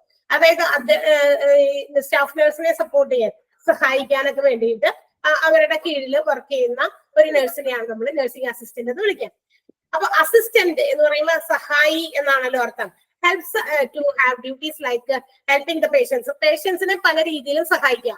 വലിയ നഴ്സിംഗ് ഒന്നും പഠിച്ച ആൾക്കാരായിരിക്കില്ല, ഒരു സ്മോൾ ടേം കോഴ്സ് കംപ്ലീറ്റ് ചെയ്ത ഒരു ഏതെങ്കിലും ഒരു ഡിപ്ലോമ, ഷോർട്ട് ടേം ആയിട്ടുള്ള വളരെ ചുരുങ്ങിയ 6 മാസത്തെയോ 3 മാസത്തേക്കോ ഒരു diploma course in nursing complete ചെയ്തവർക്ക് ആർക്ക് വേണമെങ്കിലും നഴ്സിംഗ് അസിസ്റ്റന്റ് ആകാം. അപ്പൊ ഇവരെ നഴ്സിംഗ് സ്റ്റാഫ് നഴ്സിനെ സഹായിക്കലാണല്ലോ. അപ്പൊ അല്ലാണ്ട് BSc ഡിഗ്രി ഒക്കെ എടുത്തിട്ട് നഴ്സിംഗിന്റെ ഇത് കംപ്ലീറ്റ് ചെയ്തവർക്കൊന്നും വേണമെന്നില്ല. അപ്പൊ ഇവരൊരു സ്മോൾ ഷോർട്ട് ടേം എന്ന് പറഞ്ഞാൽ വളരെ ഹ്രസ്വകാല അളവിലുണ്ടാകുന്ന ഏതെങ്കിലും ഒരു കോഴ്സ് അറ്റൻഡ് ചെയ്ത നഴ്സിംഗിന്റെ ഏതെങ്കിലും ഒരു കോഴ്സ് അറ്റൻഡ് ചെയ്തവർ മതി. അപ്പൊ പേഷ്യന്റിനെ എന്താ പറയാ സ്റ്റാഫ് നഴ്സിനെ ഹെൽപ്പ് ചെയ്തുകൊണ്ട് പേഷ്യന്റിനെ സപ്പോർട്ട് ചെയ്യാൻ വേണ്ടിയിട്ടുള്ളതാണ്. അപ്പൊ എന്താണ് പേഷ്യൻസിന്റെ ബേസിക് ആയിട്ടുള്ള നീഡ്സ് ഒക്കെ സാറ്റിസ്ഫൈ ചെയ്യുന്നത് അപ്പൊ ഇവരെ കൊണ്ടായിരിക്കും. മനസ്സിലായോ? അത് എന്തൊക്കെയാണെന്ന് അവർ പറഞ്ഞിട്ടുണ്ട്. Duties and responsibilities of nursing assistant. Nursing assistant എന്തൊക്കെയാണ് ചെയ്യുന്നത്? എന്തൊക്കെയാണ്? Help patients use the bathroom. ചിലപ്പോ ചില പേഷ്യൻസിന് ഒറ്റയ്ക്കൊക്കെ പോയി ബാത്റൂമിലൊക്കെ ഇരിക്കാനോ അത് യൂസ് ചെയ്യാനോ ഒന്നും അറിയാൻ പാടുണ്ടാവില്ലായിരിക്കും. പുതിയ ടെക്നോളജി അനുസരിച്ച് ബാത്റൂമിന്റെ സ്റ്റൈലൊക്കെ മാറി. പണ്ട് അവരുണ്ടായിരുന്ന പോലെ ഉണ്ടായിരുന്ന ബാത്റൂമുകൾ ചിലപ്പോൾ വീടുകളിൽ കണ്ടിട്ടുണ്ടാവില്ല. അപ്പൊ ഹോസ്പിറ്റൽസിൽ മാറ്റം കൊണ്ടുവന്നു. വീടുകളിൽ ചിലപ്പോൾ അവരത് യൂസ് ചെയ്ത് പരിചയമില്ലായിരിക്കാം. അപ്പൊ അത് യൂസ് ചെയ്യാനും അതിൽ പോകാനും ഒക്കെ പേഷ്യൻസിനെ സഹായിക്കുന്നത് സ്റ്റാഫ് നഴ്സ് അല്ല, അവരുടെ താഴെയുള്ള നഴ്സിംഗ് അസിസ്റ്റന്റ് ആണ്. പിന്നെ ക്ലീൻ ആൻഡ് ബാത്ത് പേഷ്യൻസ്. പേഷ്യൻസിനെ തുടയ്ക്കുന്നതോ അവരെ കുളിപ്പിക്കുന്നതോ ഒക്കെ ഈ സ്റ്റാഫ് നഴ്സിന്റെ താഴെയുള്ള നഴ്സിംഗ് അസിസ്റ്റന്റുകളായിരിക്കും. പിന്നെന്താണ്? പേഷ്യൻസിനെ ഹൈജീൻ ആയിട്ടും അവരുടെ ബെഡിങ് ചേഞ്ച് ചെയ്യാനും ഒക്കെ സഹായിക്കുന്നത് നഴ്സിംഗ് അസിസ്റ്റന്റ് ആണ്. ചിലപ്പോൾ ബെഡൊക്കെ ക്ലീൻ ചെയ്യുക, അവരുടെ ഷീറ്റ്സും കവേഴ്സും പില്ലോ കവേഴ്സും ഒക്കെ ചേഞ്ച് ചെയ്ത് പുതിയതിടുക, അവരെ പേഷ്യന്റ് എന്താ പറയാ അവരെ എപ്പോഴും വൃത്തിയാക്കി ഹൈജീനിക് ആക്കി വെക്കുക, അതൊക്കെ. പിന്നെ turn reposition and move patients between wheelchair seats beds. ബെഡില് കിടക്കുമ്പോഴും അങ്ങോട്ടും ഇങ്ങോട്ടൊക്കെ തിരിച്ചു കിടത്താൻ സഹായിക്കുക, വീൽ ചെയറിലേക്ക് മാറ്റുക, ചിലപ്പോ ഒന്ന് അവിടെ നിന്ന് എഴുന്നേറ്റ് അടുത്ത പൊസിഷനിലേക്ക് അങ്ങോട്ടേക്കെങ്കിലും മാറ്റാനായിട്ട്, അങ്ങനെയുള്ള കാര്യങ്ങളെല്ലാം നഴ്സിംഗ് അസിസ്റ്റന്റ് തന്നെയാണ് ചെയ്യുക. ഇതൊന്നും സ്റ്റാഫ് നഴ്സ് ചെയ്യില്ല. Serve meals and help patients take their food. ഭക്ഷണം വിളമ്പി കൊടുക്കുക. വിളമ്പി കൊടുത്തിട്ട് ചിലപ്പോൾ ചിലർക്ക് ഒറ്റയ്ക്ക് കഴിക്കാൻ പറ്റില്ല, അത് അവരെ എടുത്ത് വായിൽ വെച്ച് കഴിക്കാനായിട്ട് ചിലപ്പോൾ അവർക്ക് വാരി എടുത്തു കൊടുക്കാനും വായിലേക്ക് വെച്ച് കൊടുക്കാനും ഒക്കെ ഹെൽപ്പ് ചെയ്യുന്നതും നഴ്സിംഗ് അസിസ്റ്റന്റ് തന്നെയാണ്. Measure vital signs such as blood pressure, temperature and report to RN. RN means registered nurse. അതായത് ഈ പേഷ്യൻസിന്റെ ഒക്കെ ഇടയ്ക്കിടയ്ക്ക് ആവശ്യം വേണ്ട സമയങ്ങളിൽ അവരുടെ വൈറ്റൽ സൈൻസ് എടുക്കുക. വൈറ്റൽ സൈൻസ് മീൻസ് അതായത് പ്രധാനമായിട്ടും ഒരു രോഗിയായിട്ട് കിടക്കുന്ന സമയത്തെ ഇൻപേഷ്യൻസ് ഒക്കെ കിടക്കുമ്പോൾ ഇടയ്ക്കിടയ്ക്ക് ഈ നഴ്സുമാര് മറ്റേ സാധനം കൊണ്ടുവന്നത് കണ്ടല്ലേ, എന്തിട്ട് എടുക്കണേ അവിടെ നിന്ന് ചിലപ്പോ BP നോക്കും, ചിലപ്പോ അതായത് പ്രഷർ അല്ലേ അത് നോക്കും, പിന്നെ ചിലപ്പോ ബ്ലഡ് ടെമ്പറേച്ചർ നോക്കും, അങ്ങനെയുള്ള അതിനെ അങ്ങനെ നോർമലായിട്ട് അടിസ്ഥാനപരമായിട്ട് ചില ടെസ്റ്റിങ്ങുകൾ നടത്തും. അതിനെയാണ് നമ്മള് വൈറ്റൽ സയൻസ് എന്ന് വിളിക്കുക. വൈറ്റൽ സയൻസിൽ പ്രധാനമായിട്ട് വരുന്നത് ബോഡി ടെമ്പറേച്ചർ, പൾസ് റേറ്റ് നോക്കും, പിന്നെ BP നോക്കും, പിന്നെ റെസ്പിറേറ്ററി റേറ്റ്, നമ്മുടെ ശ്വാസത്തിന്റെ വേഗത, ആ റേറ്റ് അതും നോക്കും. ഇതാണ് വൈറ്റൽ സയൻസ്. ഇമ്പോർട്ടന്റ് ആയിട്ടുള്ള വൈറ്റൽ സയൻസ് 4 എണ്ണമാണ് കേട്ടോ.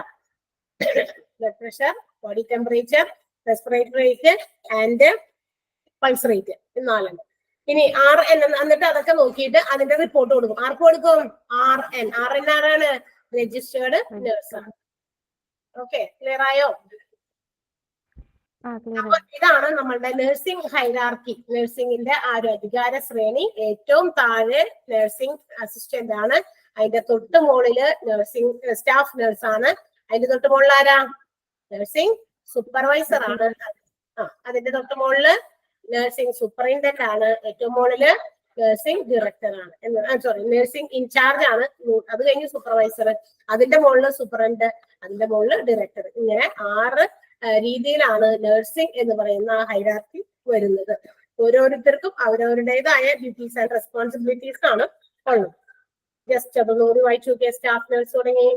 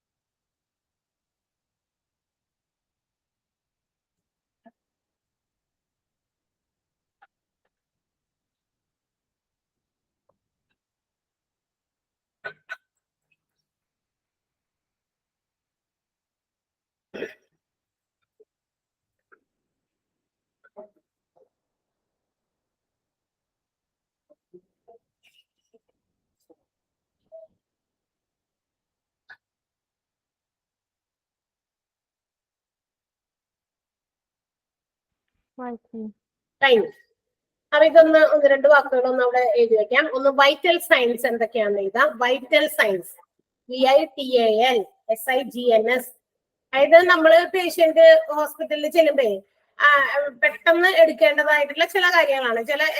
ചില ട്രീറ്റ്മെന്റുകൾക്ക് നമുക്ക് ആദ്യമായിട്ട് ചെല്ലുമ്പോൾ തന്നെ ഡോക്ടർ എന്ത് രോഗമായിട്ട് ചെന്നാലും വേഗം തന്നെ പ്രഷർ നോക്കുന്ന സാധനത്തോട് വെച്ച് കെട്ടിയിട്ട് പ്രഷർ നോക്കും അല്ലെ. പിന്നെ ഇവിടെ വെച്ചിങ്ങനെ നോക്കും, അങ്ങനെയൊക്കെ. അപ്പൊ ചില കാര്യങ്ങൾ, അപ്പൊ ഈ പ്രധാനമായിട്ട് വൈറ്റൽ സയൻസ് 4 എണ്ണമാണ്. അത് 4 നമ്മുടെ എഴുതി വെക്കാം. വൈറ്റൽ സയൻസിനെ എഴുതിയിട്ട് ഒരു ഹൈഫ്രേറ്റ് ചെയ്യുക. ബോഡി ടെമ്പറേച്ചർ,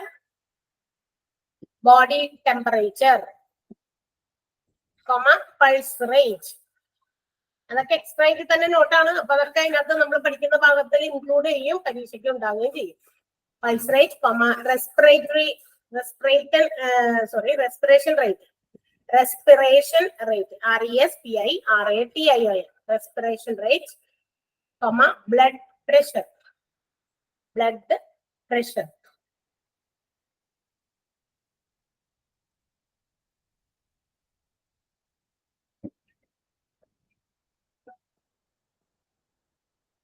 ഓക്കെ, അടുത്തത് RN, ക്യാപിറ്റൽ ലെറ്റേഴ്സിലാണ് RN. രജിസ്റ്റേർഡ് നേഴ്സ് എന്നാണ് അതിന്റെ full form.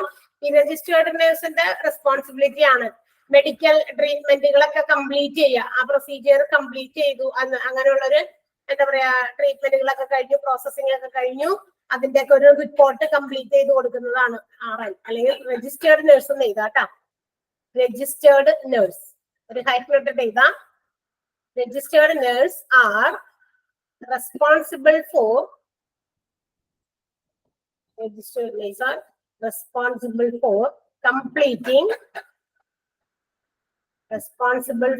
completing medical treatments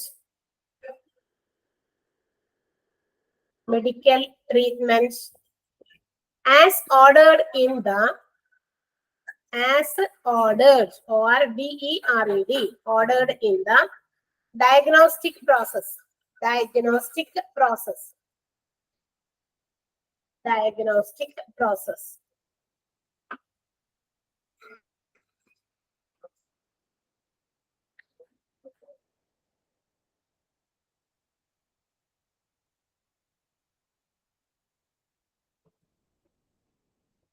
ഒരു കാര്യം കൂടി അവിടെ എഴുതിയിരിക്കുക, സ്കിൽ ഡെഫിസിറ്റ്. നമ്മൾ നേരത്തെ പറഞ്ഞതാണ്, അത് എഴുതിയില്ല അന്നേരം.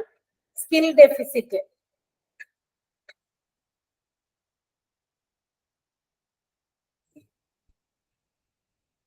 means has not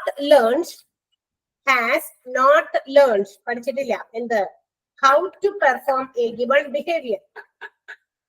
Has not learned, LEARNED, learns how to perform a given behavior. ഒരു തന്നിരിക്കുന്ന കാര്യം എങ്ങനെ ചെയ്യും എന്നുള്ളത് അറിയില്ല, പഠിച്ചിട്ടില്ല. അതിനെയാണ് നമ്മൾ സ്കിൽ ഡെഫിസിറ്റ് എന്ന് വിളിക്കാം.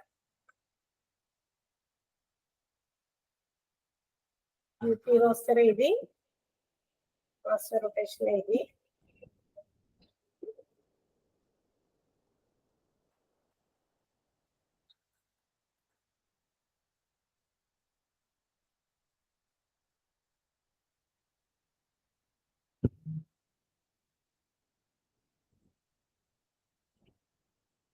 ഓക്കെ, അപ്പൊ അത് കഴിഞ്ഞു. അപ്പൊ ചാപ്റ്റർ അത്തരത്തിലുള്ളൂ, കംപ്ലീറ്റ് ചെയ്തു. നഴ്സിംഗ് അഡ്മിനിസ്ട്രേഷൻ എന്ന് പറഞ്ഞ ചാപ്റ്റർ ആയിരുന്നു നമ്മൾ പഠിച്ചുകൊണ്ടിരുന്നത്. അപ്പൊ അത് കംപ്ലീറ്റ് ചെയ്തു. ഇങ്ങനെ ഓരോ ചാപ്റ്റർ അതിന്റെ നോട്ട് എടുത്ത് വെച്ചിട്ടുണ്ടോ? പ്രിന്റ് ഔട്ട് ആയിട്ടാണോ വെച്ചേക്കണേ അശ്വിനി? ഇതിന്റെ രണ്ടാമത്തെ മൊഡ്യൂളിൽ ഞാൻ എഴുതുക. രണ്ടാമത്തെ മൊഡ്യൂൾ എടുത്തു, ഇത് എടുത്തിട്ടില്ല. മൂന്നാമത്തെ അല്ല,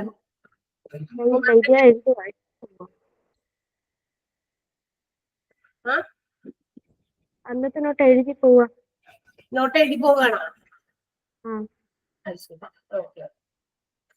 അത് ചോദിച്ചെന്തിനാന്ന് വെച്ചാൽ, നോട്ട് എഴുതി പോകുമ്പോഴേ ഇവിടെ ഒരു സെന്റൻസിൽ ചെറിയ മാറ്റമുണ്ട്, അതാണ് ഞാൻ ചോദിച്ചത്. ഇങ്ങനെ നമ്മളുടെ നേരത്തെ വായിച്ചില്ലേ, അത് റിപ്പീറ്റ് ചെയ്ത് വന്നിട്ടുണ്ട്. നഴ്സിംഗ് സൂപ്പർവൈസർ എന്ന് പറയുന്ന ആ ഒരു ഹെഡിങ് ഇല്ലേ, nursing supervisor is considered as nursing executive and is A part of leadership team എന്ന് പറഞ്ഞിട്ടില്ലേ. ലീഡർഷിപ്പ് ടീം കഴിഞ്ഞിട്ട് വീണ്ടും and is considered as nursing executive എന്ന് പറഞ്ഞിട്ടില്ലേ. അതിന്റെ ആവശ്യമില്ല, ഒരു പ്രാവശ്യം ഓൾറെഡി പറഞ്ഞതാണ് ഫ്രണ്ടില്. അപ്പൊ വീണ്ടും അത് റിപ്പീറ്റ് ചെയ്ത് വന്നേക്കണം. അപ്പൊ ആ ഒരു ഭാഗം ഒന്ന് സ്ട്രൈക്ക് ചെയ്തേക്കാം, വെട്ടി കളഞ്ഞേക്കാം. അത് പറയാനാണ്. ചില തെറ്റുകളൊക്കെ ചിലത് ഉണ്ടാവുമല്ലോ, അതിനെ ചോദിച്ചത്. നോട്ടാണെങ്കിൽ നോട്ടിൽ കറക്റ്റ്, അല്ലാന്നുണ്ടെങ്കിൽ നമ്മൾ എഴുതുമ്പോ അത് ശ്രദ്ധിച്ചു വേണം എഴുതാൻ. And is considered nursing executive എന്നുള്ള ഭാഗം റിപ്പീറ്റ് ചെയ്ത് വന്നേക്കട്ടെ, അതിന്റെ ആവശ്യമില്ല. ഓക്കെ. പിന്നെന്താ, പിന്നെ ഫ്ലോ ചാർട്ട് അങ്ങനെ പഠിച്ചു വെക്കണം. ഫ്ലോ ചാർട്ട് ഓരോന്നും തിരിച്ചു മറിച്ചൊക്കെ തെറ്റിച്ചൊക്കെ തരാം, എന്നിട്ട് ശരിയായത് ഏതാന്നൊക്കെ ചോദിക്കാം.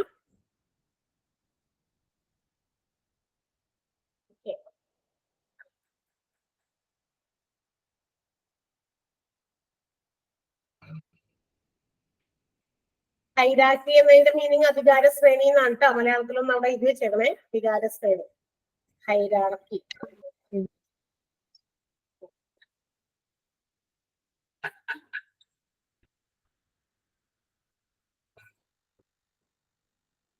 അപ്പൊ ഓക്കെ, അപ്പൊ ചാപ്റ്റർ എന്തായാലും തീർന്നു. ഇപ്പൊ പുതിയ ചാപ്റ്റർ നമ്മളൊന്ന് തുടങ്ങുന്നില്ല, അല്ലാതെ തന്നെ കുറച്ച് കൂടുതൽ എടുത്തിട്ടുണ്ട് അല്ലേ. കാരണം 2 മണിക്കൂർ ഉണ്ടായിരുന്നല്ലോ ക്ലാസ്. അപ്പൊ നമ്മളൊന്ന് സാധാരണ 2 പേജാണ് എടുക്കാറ്. ഇപ്പൊ അതൊന്ന് 2, 3, 4, 4.5 പേജോട്ടോളം നമ്മൾ എടുത്തിട്ടുണ്ട്. 2 മണിക്കൂർ കണ്ടിന്യൂസ് ആയതുകൊണ്ടാണ്. അപ്പൊ ഇത് ഫുൾ ആയിട്ട് ആ ചാപ്റ്റർ ഒക്കെ ഒന്ന് വായിച്ച് മനസ്സിലാക്കിയിട്ട് അടുത്ത ക്ലാസ്സിൽ കയറണോട്ടാ. നമ്മൾ ഇതിന്റെ കുറച്ച് എക്സ്ട്രാ ക്വസ്റ്റ്യൻസ് കൂടി തരും. ഇന്നിപ്പോ എന്തായാലും 10 ചോദ്യം ഉണ്ട് മോക്ക് ടെസ്റ്റിന്. കാരണം 2 പേരുടെ ആയിട്ടാണല്ലോ 5 വീതമല്ലേ തരാറ്. അപ്പൊ ഞാൻ തന്നെയാണ് മൊത്തം ക്ലാസ് എടുത്തത്. അതുകൊണ്ട് തന്നെ 2 ഇതിന്റെ കൂടി കൂട്ടിയിട്ട് 10 ക്വസ്റ്റ്യൻസ് ഉണ്ട് കേട്ടോ, ഈ പാഠത്തില്, ഈ ചാപ്റ്ററില് കേട്ടോ. അപ്പൊ 10 ആൻസേഴ്സ് കണ്ടുപിടിച്ച് വെച്ചേക്കാം. അപ്പൊ കൂടാതെ നെക്സ്റ്റ് ക്ലാസ്സിൽ നമുക്ക് ഇതിന്റെ ബാക്കിയുള്ള ക്വസ്റ്റ്യൻസ് എഴുതാം. അടുത്തൊരു പുതിയ ചാപ്റ്റർ തുടങ്ങുകയും ചെയ്യും. അപ്പൊ ഓക്കെ, അടുത്ത ദിവസം. Okay, bye Ashwini.